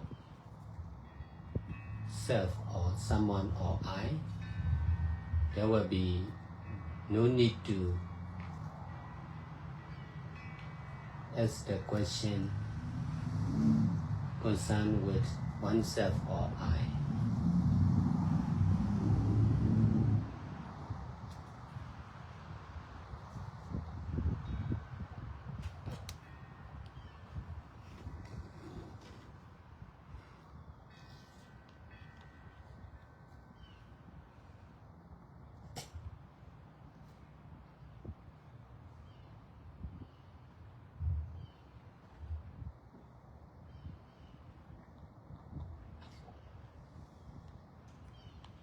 Vô minh và dính mắc là nguyên nhân tạo ra tự ngã, tạo ra một ai đó, một cái tôi. Khi nào còn có vô minh và dính mắc thì sẽ còn sự hiểu lầm rằng cái tôi là có thật. Hiểu rằng thân là sự kết hợp của tứ đại hoặc chỉ là quá trình sanh và diệt tự nhiên thì đó là cái biết với sự dính mắc. Nếu như chúng ta biết như vậy thì vô minh và dính mắc sẽ còn tồn tại mãi. Cho nên cho dù con hiểu rằng thân và tâm này chỉ là tứ đại và chỉ là quá trình của sanh và diệt, thì câu hỏi về cái tôi vẫn còn tồn tại trong con. Thầy đã giải quyết các vấn đề này trên 20 năm liên tục. Cho nên Thầy phải hướng dẫn về bản chất vô thường và vô ngã, đi chung với việc hướng dẫn về chỉ làm hoặc không làm mà thôi, trải nghiệm hoặc không trải nghiệm mà thôi, biết hoặc không biết mà thôi, sử dụng hoặc không sử dụng mà thôi, mà không mắc những sai phạm của sự dính mắc hoặc bám víu vào cái ngã hoặc bám víu vào vô ngã.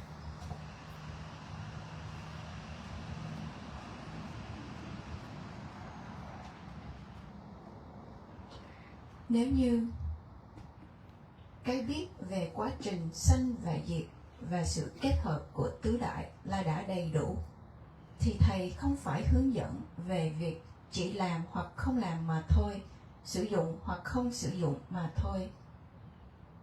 Chỉ khi nào chúng ta biết rằng tất cả các hành động, cho dù làm hoặc không làm, tất cả những gì đang xảy ra với chúng ta, cho dù đó là tốt hoặc xấu, thì tất cả cũng chỉ là bản chất của sự luôn luôn thay đổi và vô thường và vô ngã.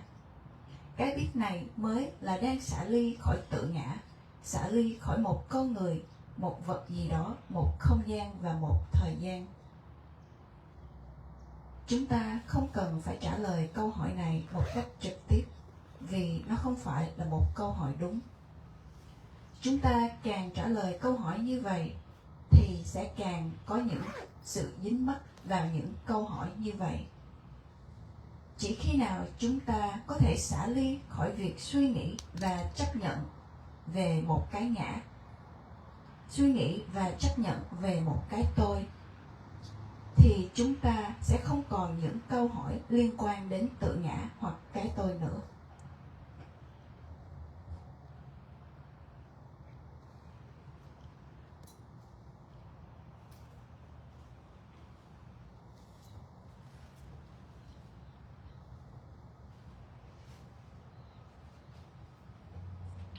There's a second part of the question. There's a few more parts.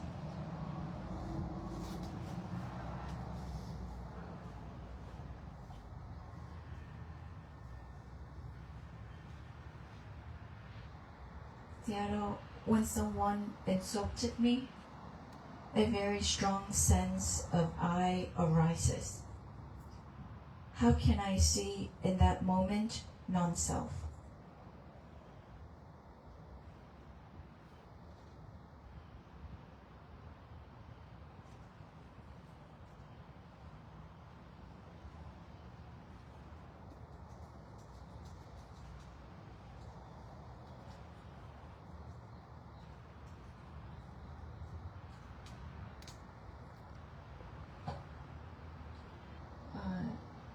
If someone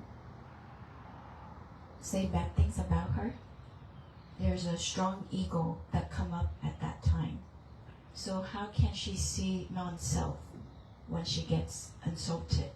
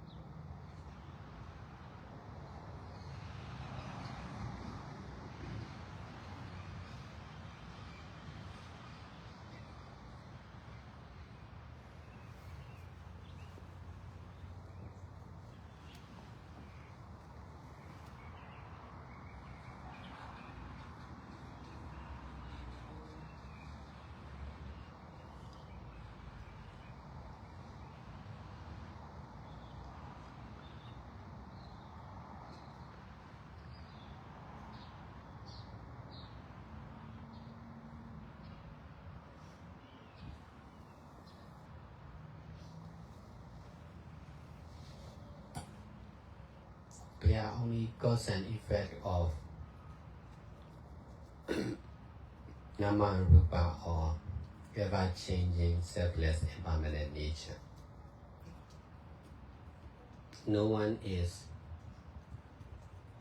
insulting. No one is being insulted.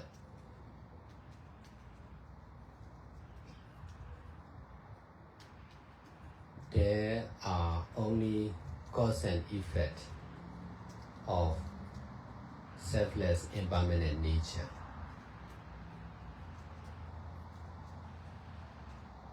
Because of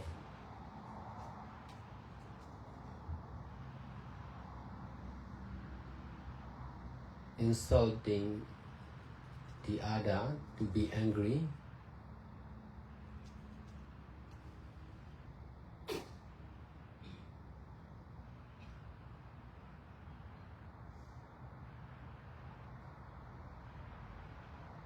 we receive back the same reaction from the other. This cause and effect is concerned with all living beings.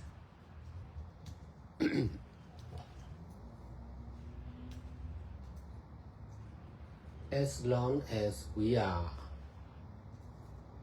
responding with anger or ego,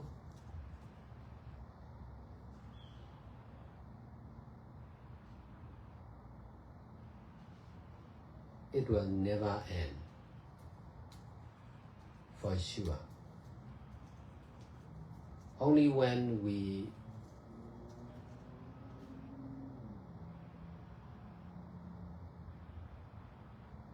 trying to control our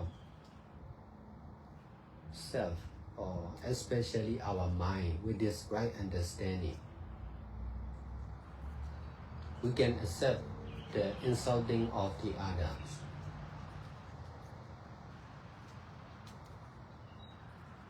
Without ego or anger.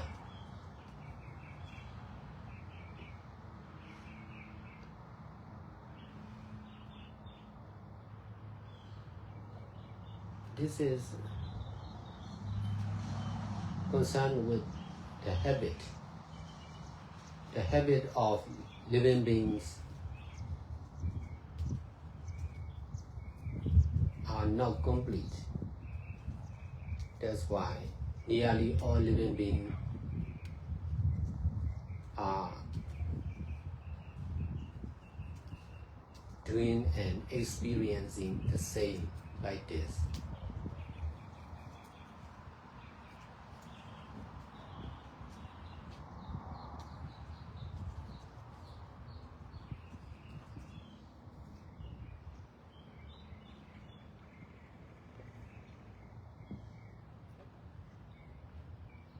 If we are attaching ourselves as living beings, it will be really difficult not to be angry, not to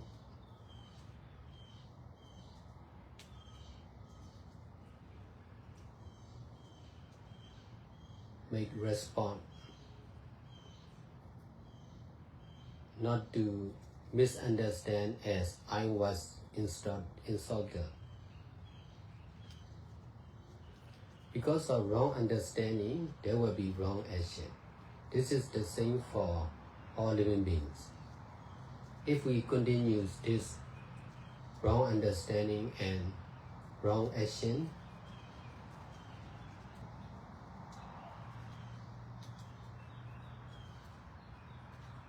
we need to continue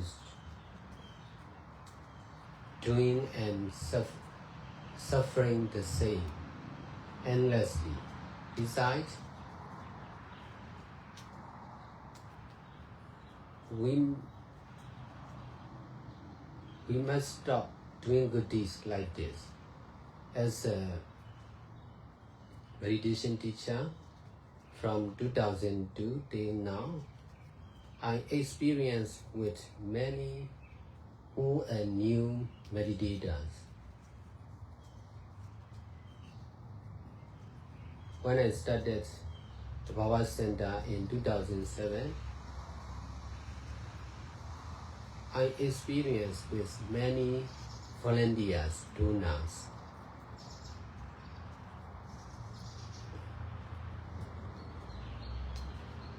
And also, because of helping the people, I met with many people who are in trouble, who are volunteering also.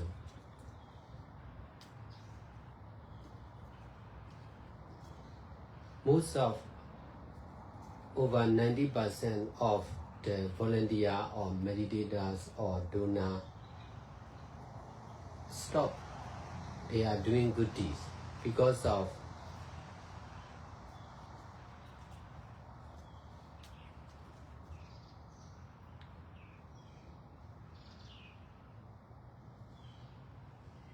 responding the mistake of the other with anger like this. In this way, nearly everyone who can and meditates with me left one by one, sooner or later. They stop doing good deeds. They must continue working for many by staying with their family members or in the society. I can learn a lot of lessons from the mistake of the other. That's why I don't need to make the same mistake again for myself. In this way, I can endure more and more. I can control the mind, not only my mind, but also the collective mind.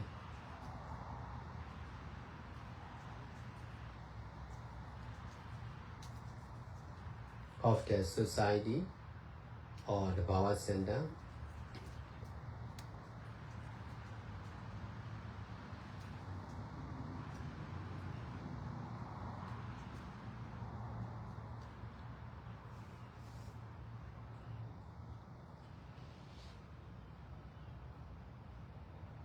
In this way, I can successfully establish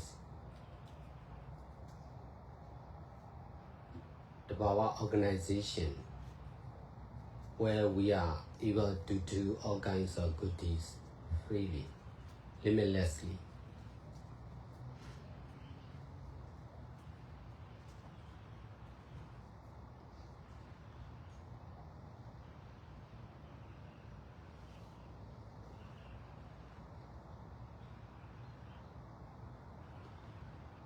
Solving the problem like this is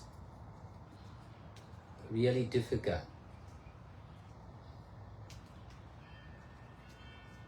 To understand and practice like this in the society. That's why we need to create our own organization.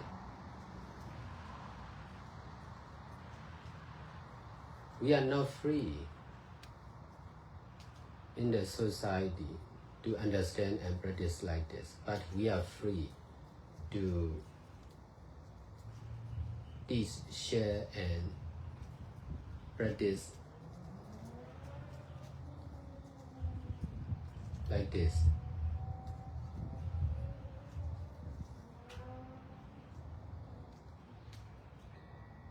In this way, we can continue doing more and more good deeds, and then we can receive good result or consequence all the time. When I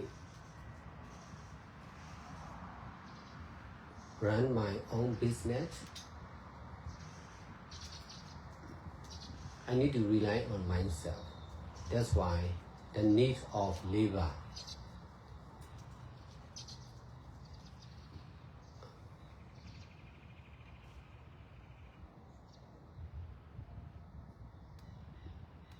Or workers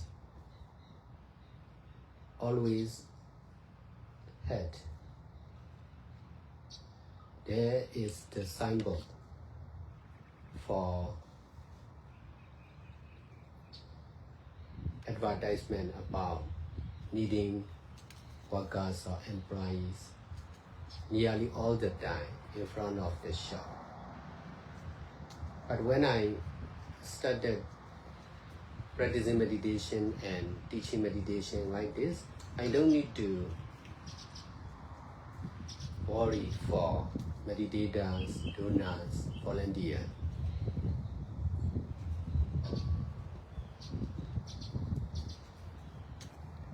I just need to continue doing good deeds like this with a few people or with many people, with many disturbance or no disturbance.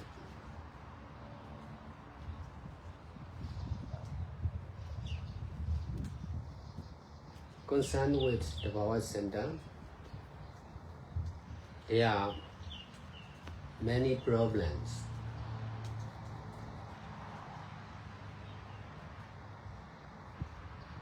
Many need of finance, monks and nuns, or full-time meditators or meditation teacher. But we can detach. That's why we can continue doing good deeds like this,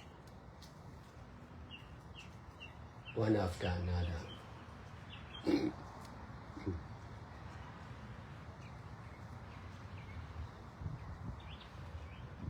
The power of mindfulness and detachment is complete. That's why if I teach more and more people will come to practice. If I open more and more meditation center, then more and more volunteers or full-time meditators or monks or nuns will also appear. For sure. Although there are problems, there will be less and less problem in the future. We need nothing to do. We just need to continue doing good deeds like this. This is the power of Buddha, Dhamma, and Sangha.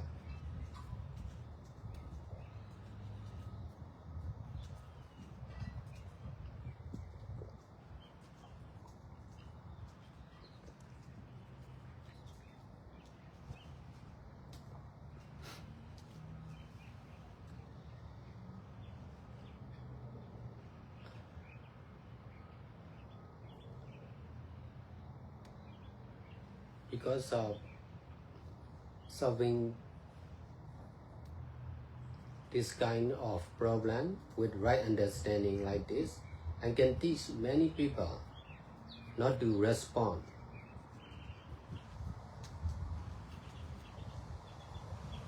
to the person who disturb or insult us, just to detach with right understanding like this. It is really difficult theory to understand and practice, but it is possible. If we don't give up in practicing and teaching like this, more and more people will understand and practicing like this for sure. In this way, there will be less and less misunderstanding and problems between each other.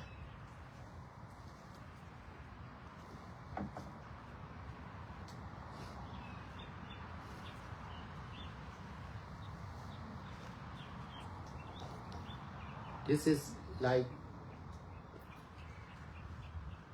training. Before I teach in other country, I was trained with a lot of questions and problems, disturbance, difficulty in the country. That's why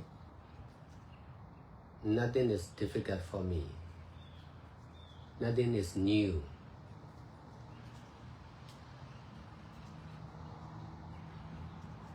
That's why the people who are not believing and disturbing and misunderstanding are really grateful if we are skillful to use all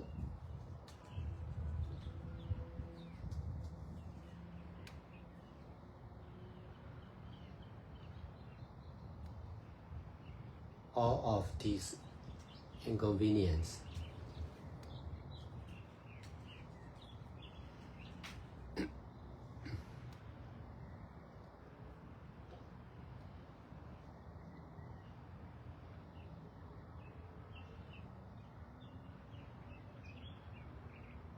Because in the country we are not a stranger. That's why not much dangerous. Outside of the country there are many strangers. That's why it is really dangerous if we cannot detach, if we are not relying on, if we are not fully relying on Buddha Dhamma and Sangha, it is really dangerous.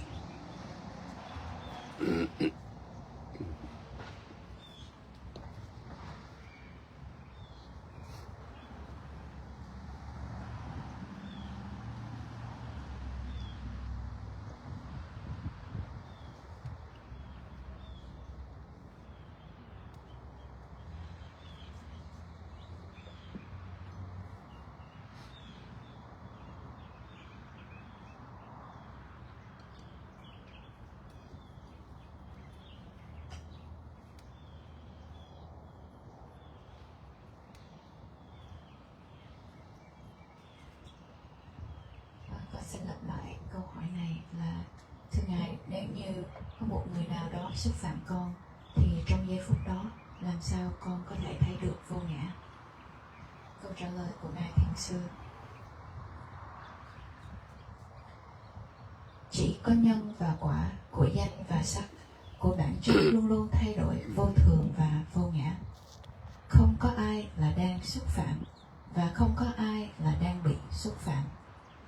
Chỉ có nhân và quả của bản chất luôn luôn thay đổi, vô thường và vô ngã. Vì chúng ta đã từng xúc phạm những người khác, cho nên chúng ta phải nhận lại kết quả tương tự từ những người khác. Nhân và quả là liên quan đến tất cả các chúng sanh. Bất kỳ khi nào chúng ta còn phản ứng lại với một cái tôi, với sự giận dữ, thì vòng nối tiếp này sẽ không bao giờ kết thúc. Chỉ khi nào chúng ta cố gắng để kiểm soát chúng ta, nhất là kiểm soát tâm của chúng ta với chánh kiến, thì chúng ta mới có thể chấp nhận sự xúc phạm của người khác mà không có sự can thiệp của bản ngã hoặc phản ứng với cơn tức giận. Việc này là liên quan đến thói quen. Thói quen của tất cả các chúng sanh là chưa trọn vẹn, cho nên hầu hết các chúng sanh đều làm và có những trải nghiệm tương tự như vậy. Nếu như chúng ta dính mắc chúng ta là một chúng sanh thì sẽ rất khó để chúng ta không trở nên giận dữ, không phản ứng lại. Và chúng ta sẽ rất khó để hiểu rằng không có một cái tôi nào cả. Vì sự hiểu biết sai lầm thì sẽ có những hành động sai lầm. Việc này là giống nhau cho tất cả các chúng sanh. Nếu như chúng ta tiếp tục có những hiểu biết sai lầm và hành động sai lầm, thì chúng ta sẽ phải khổ đau như vậy vô cùng tận. Ngoài ra, chúng ta sẽ dừng lại tất cả các thiện pháp. Là một người hướng dẫn thiền từ năm 2002 cho đến bây giờ, Thầy đã có kinh nghiệm đối với rất nhiều thiền sinh cũ và mới. Khi Thầy bắt đầu thành lập trung tâm thiền Thapawa vào năm 2007, Thầy đã đối mặt với rất nhiều tình nguyện viên, người cúng dường và những người Thầy giúp đỡ. Thầy đã gặp rất nhiều người gặp vấn đề. Hầu hết trên 90% của các tình nguyện viên, các thiền sinh, các vị cúng dường đã ngừng lại các việc làm thiện pháp của họ vì họ đã phản ứng lại với những sai phạm của người khác. Hầu hết tất cả mọi người đến và hành thiền chung với thầy từng lúc này hay lúc khác. Họ dừng lại các thiện pháp của họ và họ quay trở về nhà để làm việc vì tiền và sống với gia đình trong xã hội.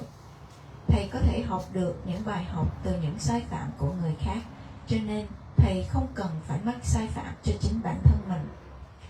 Thầy có thể học cách kiểm soát tâm của mình và tâm thức của cộng đồng và tâm thức của trung tâm Tabawa. Bằng cách này, thầy đã có thể thành lập ra tổ chức Tabawa, nơi mà tất cả mọi người đều có thể làm các thiện pháp một cách tự do, không có giới hạn. Để giải quyết các vấn đề như vậy là rất khó để hiểu và thực tập trong xã hội, nên thầy cần phải có tổ chức riêng và trung tâm riêng của thầy. Chúng ta không được tự do để hiểu và thực tập như vậy trong xã hội, nhưng chúng ta có thể đến và chia sẻ, hướng dẫn và thực tập một cách tự do và không có giới hạn ở trung tâm Tabawa. Bằng cách này, chúng ta mới có thể tiếp tục làm nhiều và nhiều thiện pháp hơn nữa, và vì như vậy, chúng ta sẽ nhận lại những kết quả tốt đẹp. Khi thầy còn là một doanh nhân, thầy chỉ cần nương tựa vào chính bản thân mình. Thầy luôn luôn tìm kiếm những người giúp đỡ, những nhân viên, luôn thiếu những nhân viên trong việc kinh doanh của thầy, và hầu hết nơi thầy làm luôn luôn phải treo một bảng tìm kiếm nhân viên. Nhưng khi thầy bắt đầu thực hành thiền, thầy không cần phải lo lắng gì cả, không cần lo lắng cho các thiền sinh, các tình nguyện viên. Thầy chỉ cần tiếp tục làm các thiện pháp, cho dù là làm với một vài người hoặc với nhiều người, làm với những khó khăn hoặc là không có khó khăn. Thầy chỉ cần tiếp tục mà thôi. Trung tâm Tabawa có rất nhiều vấn đề, nhất là vấn đề về nhu cầu của tài chánh để chu cấp cho tăng và ni, các thiền sinh và các vị thiền sư. Nhưng các vấn đề này thầy có thể xả ly và tiếp tục làm các thiện pháp, từng các thiện pháp này sang các thiện pháp khác. Sức mạnh của chánh niệm và xả ly là trọn vẹn. Và nếu như thầy tiếp tục hướng dẫn thì càng ngày càng có nhiều người đến và thực tập, và thầy có thể tiếp tục mở nhiều trung tâm và có nhiều tình nguyện viên, các thiền sinh, các vị tăng và ni sẽ xuất hiện và đến để thực tập chung. Và vì như vậy sẽ càng ngày càng ít đi các vấn đề ở tương lai. Thực ra chúng ta không có gì cần phải làm cả, chúng ta chỉ cần tiếp tục làm các thiện pháp mà thôi. Đây chính là sức mạnh của Đức Phật, Pháp và Tăng. Vì giải quyết các vấn đề với sự hiểu biết đúng đắn như vậy, thầy mới có thể dạy cho rất nhiều người không phản ứng lại với những người đã xúc phạm họ. Họ chỉ cần xả ly với chánh kiến mà thôi. Lý thuyết này là rất khó để hiểu và thực tập, nhưng nó rất khả thi. Nếu như chúng ta không từ bỏ, thì nhiều người và nhiều người hơn nữa sẽ có thể hiểu và thực tập như vậy.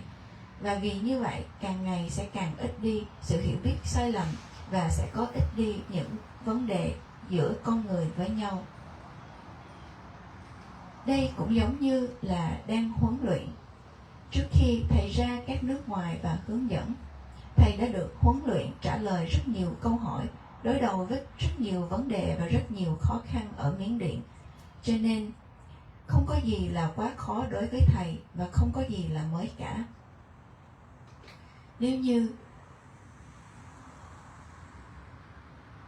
như chúng ta có thể hiểu rằng tất cả những phiền toái là những bài học dạy cho chúng ta có thể trở nên thuần thục hơn trong việc ứng xử, thì chúng ta sẽ biết ơn đối với những sự bất tiện này.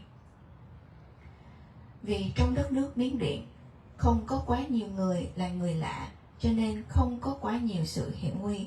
Nhưng khi ra nước ngoài thì có rất nhiều người lạ, cho nên sẽ có rất nhiều sự hiểm nguy.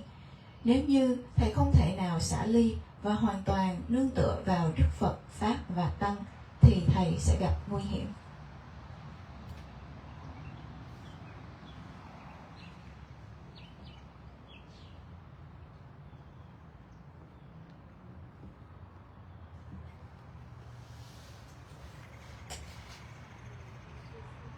Còn 2 phần nữa và hỏi tiếp luôn.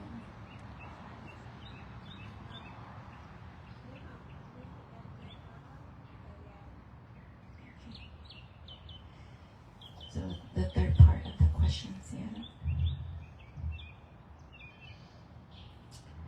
If everything is non-self, then how should I live and love others in a way that is love and live with others? Okay. If everything is non-self, how should I live and love others with right view?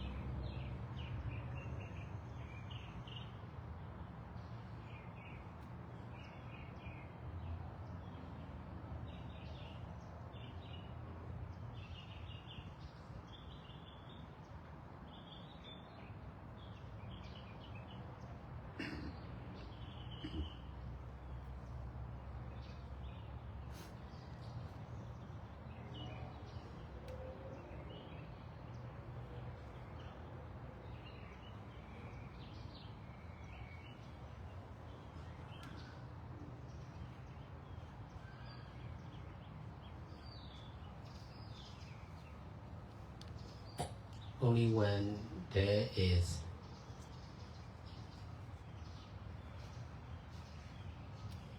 understanding about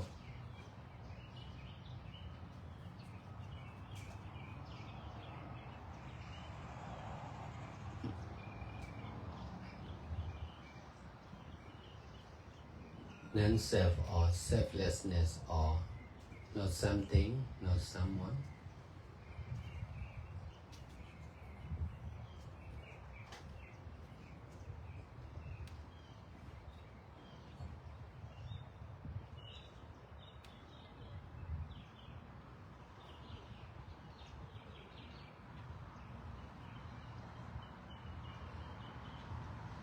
Not real time, not real life, not real monastery or meditation center. With our own practice or intelligence,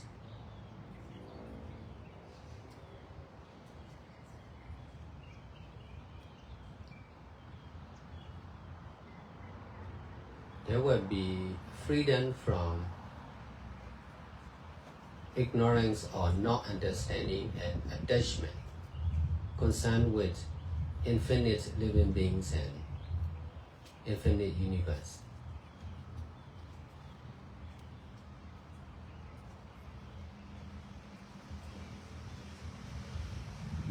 Because of thinking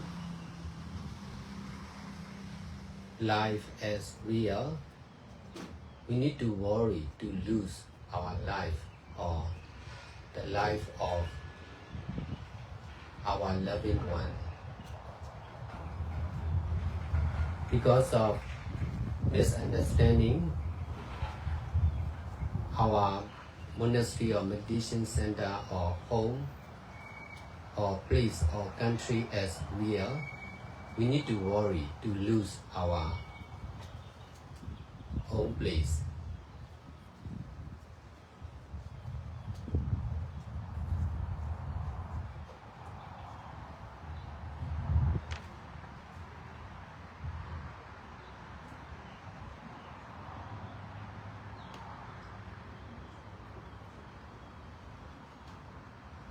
only when there is no misunderstanding self as real, there will be no worry, no greed, anger, delusion, no hate, no love, no created love, no attachment. And then there will be real love, real wisdom, real freedom.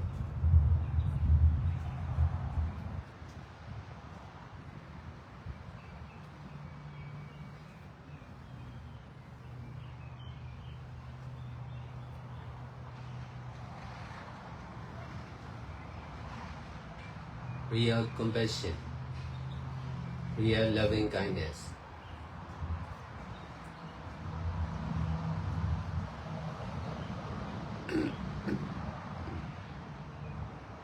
Only when everything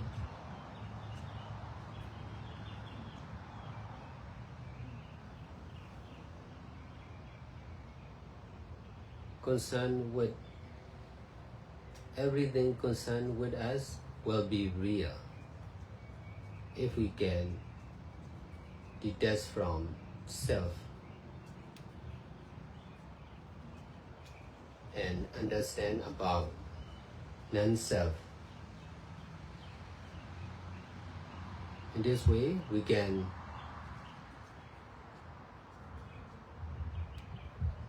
be alive for the others, to help them to understand like this, to do good deeds like this. We can love each other without attachment. We can take care of each other without attachment. There will be doing only or not doing only, knowing only or not knowing only.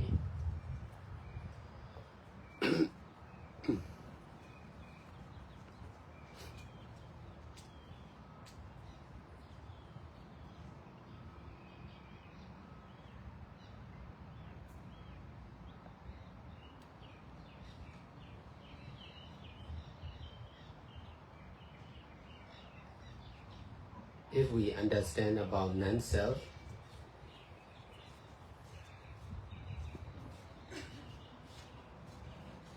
clearly,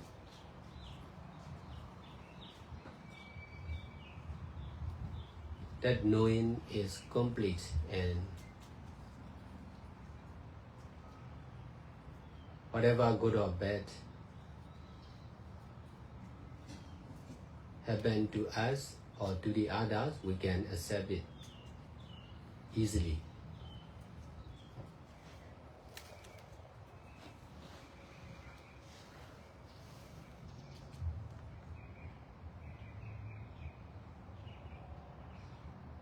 In this way, we don't need to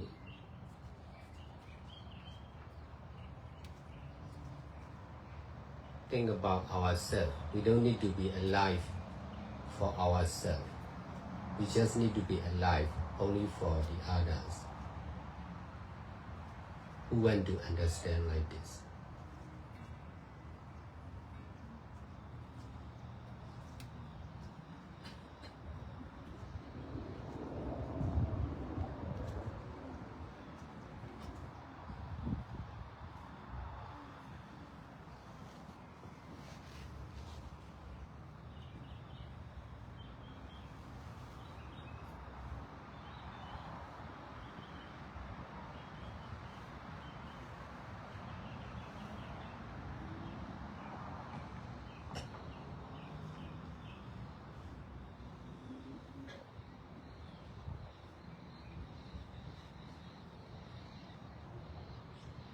Chỉ khi nào có chánh kiến về vô ngã, chúng ta hiểu rằng không có gì cả, không có ai cả, không có một thời gian thật sự.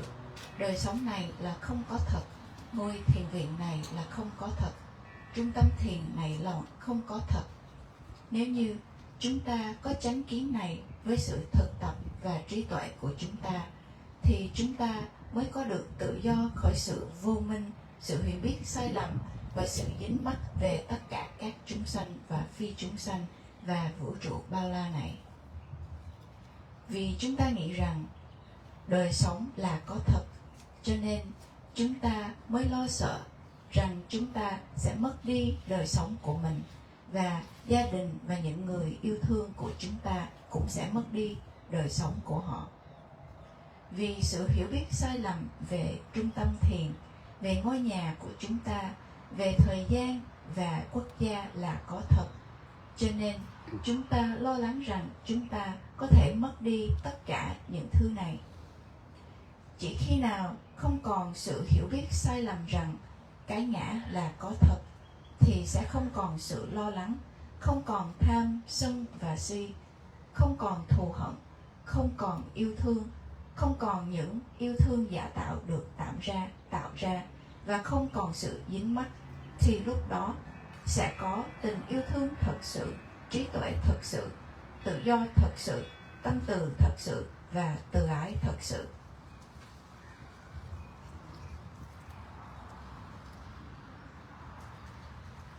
Chỉ khi nào chúng ta thấy rằng tất cả mọi thứ liên quan đến chúng ta là không có thật, và chúng ta có thể xả ly khỏi tự ngã và hiểu về vô ngã, thì chúng ta mới có thể sống vì người khác và giúp họ hiểu giống như chúng ta và làm các thiện pháp. Và vì như vậy, chúng ta mới có thể yêu thương người khác mà không có sự dính mắc, và chúng ta có thể chăm sóc cho những người khác mà không có sự dính mắc. Và vì như vậy, và nếu chúng ta làm như vậy, thì chúng ta đang làm hoặc không làm mà thôi, biết hoặc không biết mà thôi. Nếu như chúng ta hiểu về vô ngã một cách rõ ràng, thì cái biết đó là trọn vẹn. Cho nên bất kỳ những gì tốt hoặc xấu xảy ra cho chúng ta hoặc cho những người khác, thì chúng ta có thể dễ dàng chấp nhận nó. Và bằng cách này, chúng ta không cần sống cho chính bản thân chúng ta sẽ sống cho những người khác và giúp đỡ họ để có thể hiểu được như vậy.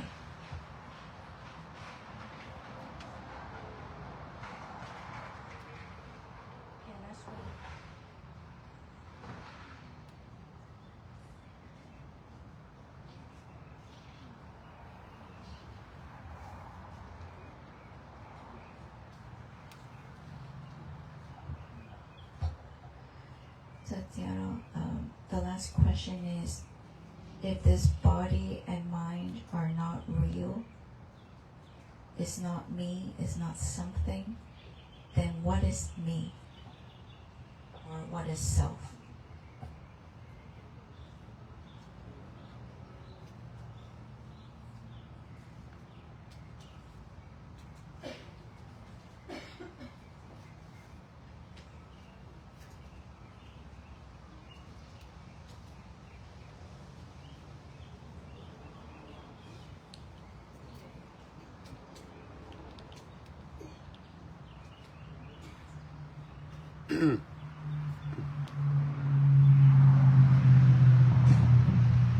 This question is asking from the side of self or someone or I.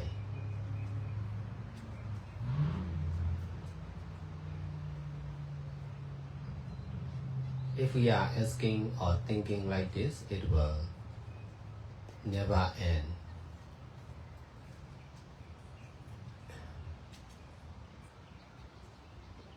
Oh, we should stop thinking about self or someone or I or you. Instead of thinking about self, we should think about selflessness. Not someone, not something. Just cause and effect or action and the same reaction of ever-changing impermanent nature.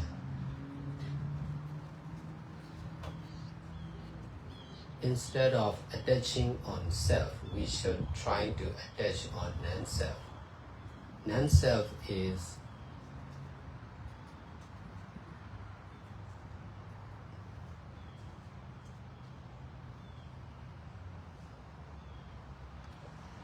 useful to detach because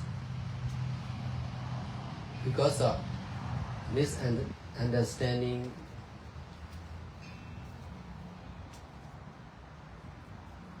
about self as real.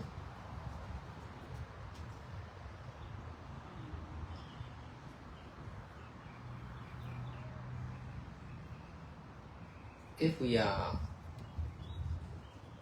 trying to accept not someone, not something, just selfless,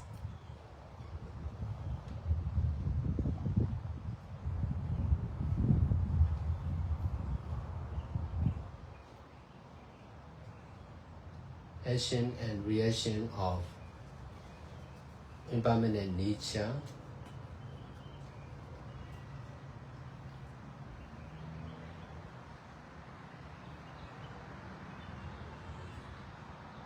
the truth of non-self is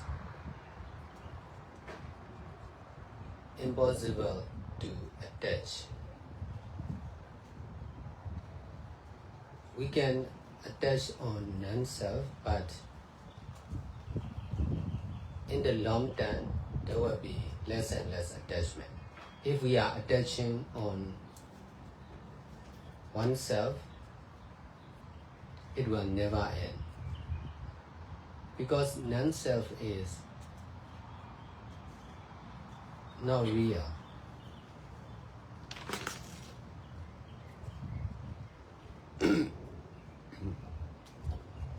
Because self is not real. Self is real only in the mind. In the mind, which is created. Self is not real in real mind, which is appearing and disappearing selfless nature.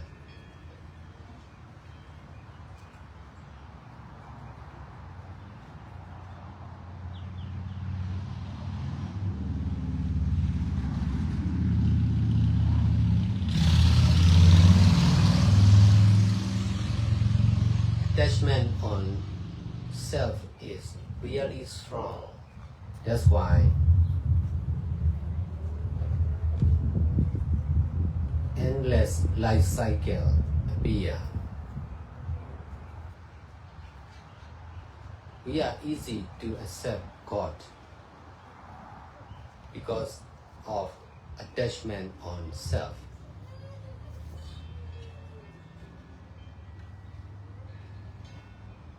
As a meditator, we need to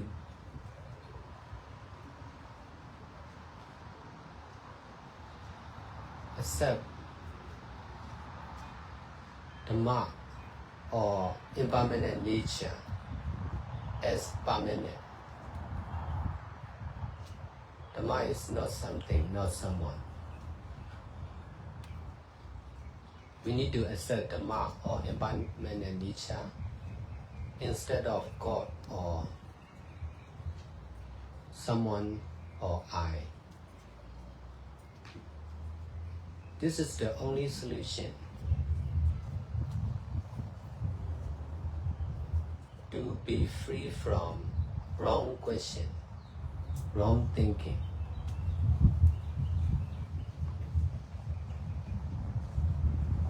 If we are not thinking as oneself or someone or I or me, there will be no question like this. If we understand the truth of non-self, there will be no question like this. Because of not understanding clearly about the truth of selflessness, this question is repeating endlessly.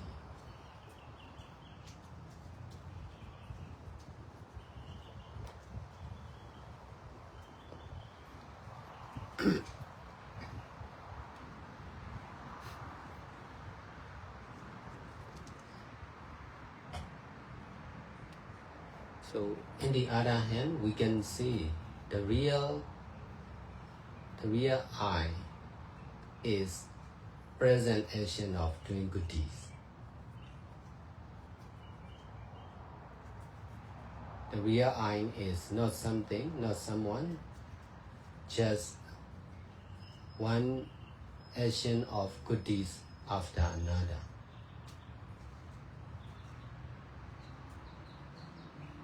In this way, Buddha and Sangha, who already enlightened,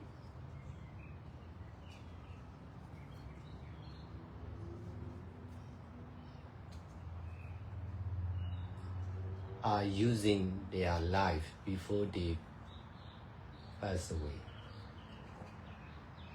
Till the end of their life, they are alive by doing good deeds one after another, with right understanding like this.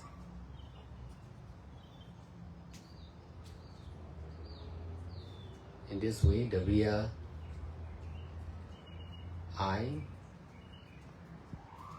or someone will be only present action of doing good deeds and present right understanding like this.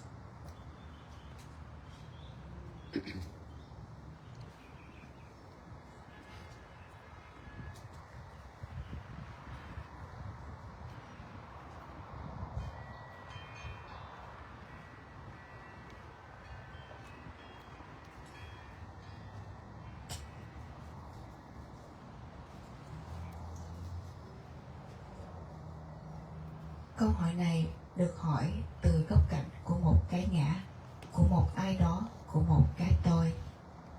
Nếu như chúng ta tiếp tục hỏi và suy nghĩ như vậy thì nó sẽ không bao giờ kết thúc. Chúng ta hãy nên dừng lại việc suy nghĩ về cái ngã, về một ai đó, một cái tôi hoặc bạn. Thay vì suy nghĩ về cái ngã, chúng ta hãy nên nghĩ về vô ngã.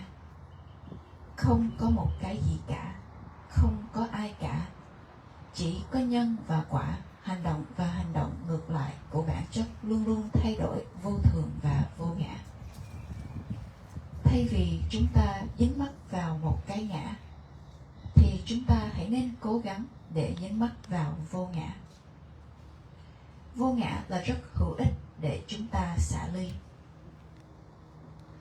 Vì có sự hiểu biết sai lầm rằng cái ngã là có thật. Cho nên rất khó để cho chúng ta có thể dính mắc vào sự thật của vô ngã.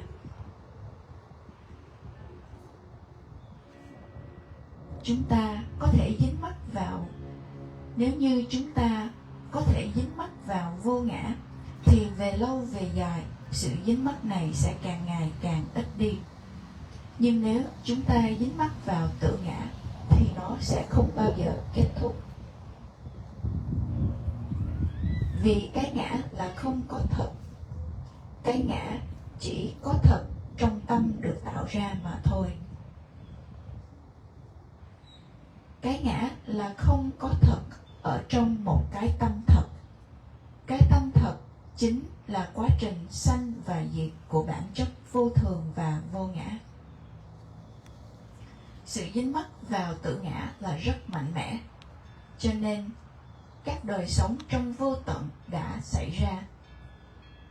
Chúng ta rất dễ dàng để chấp nhận Thượng Đế vì có sự dính mắc vào một cái ngã. Là một người thiền sinh, chúng ta cần phải chấp nhận Dhamma, Pháp, hoặc bản chất của sự luôn luôn thay đổi, vô thường là thường hằng mà thôi. Giáo Pháp không phải là một cái gì đó, không phải là một ai đó. Chúng ta hãy nên chấp nhận giáo Pháp hoặc bản chất của sự luôn luôn thay đổi, vô thường và vô ngã, thay vì chúng ta chấp nhận Thượng Đế, chấp nhận một cái tôi. Đây là cách giải quyết duy nhất để chúng ta có thể tự do thoát khỏi những câu hỏi sai lầm, những suy nghĩ sai lầm. Nếu như chúng ta không suy nghĩ rằng chúng ta là một ai đó, không có một cái tôi, không phải là tôi, thì sẽ không có những câu hỏi như vậy. Nếu như chúng ta hiểu về sự thật của vô ngã, thì sẽ không còn những câu hỏi như vậy nữa.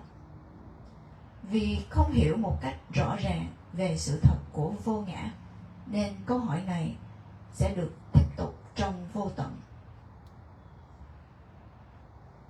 Một cái tôi thật sự chính là hành động hiện tại của các thiện pháp.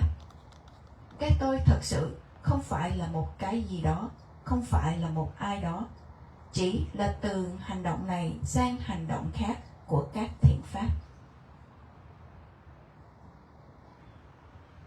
Đây là cách Đức Phật và Tăng đoàn và những người đã giác ngộ đã sử dụng đời sống của họ để làm từng thiện pháp này sang thiện pháp khác, từng giây phút này sang giây phút khác với chánh kiến như vậy.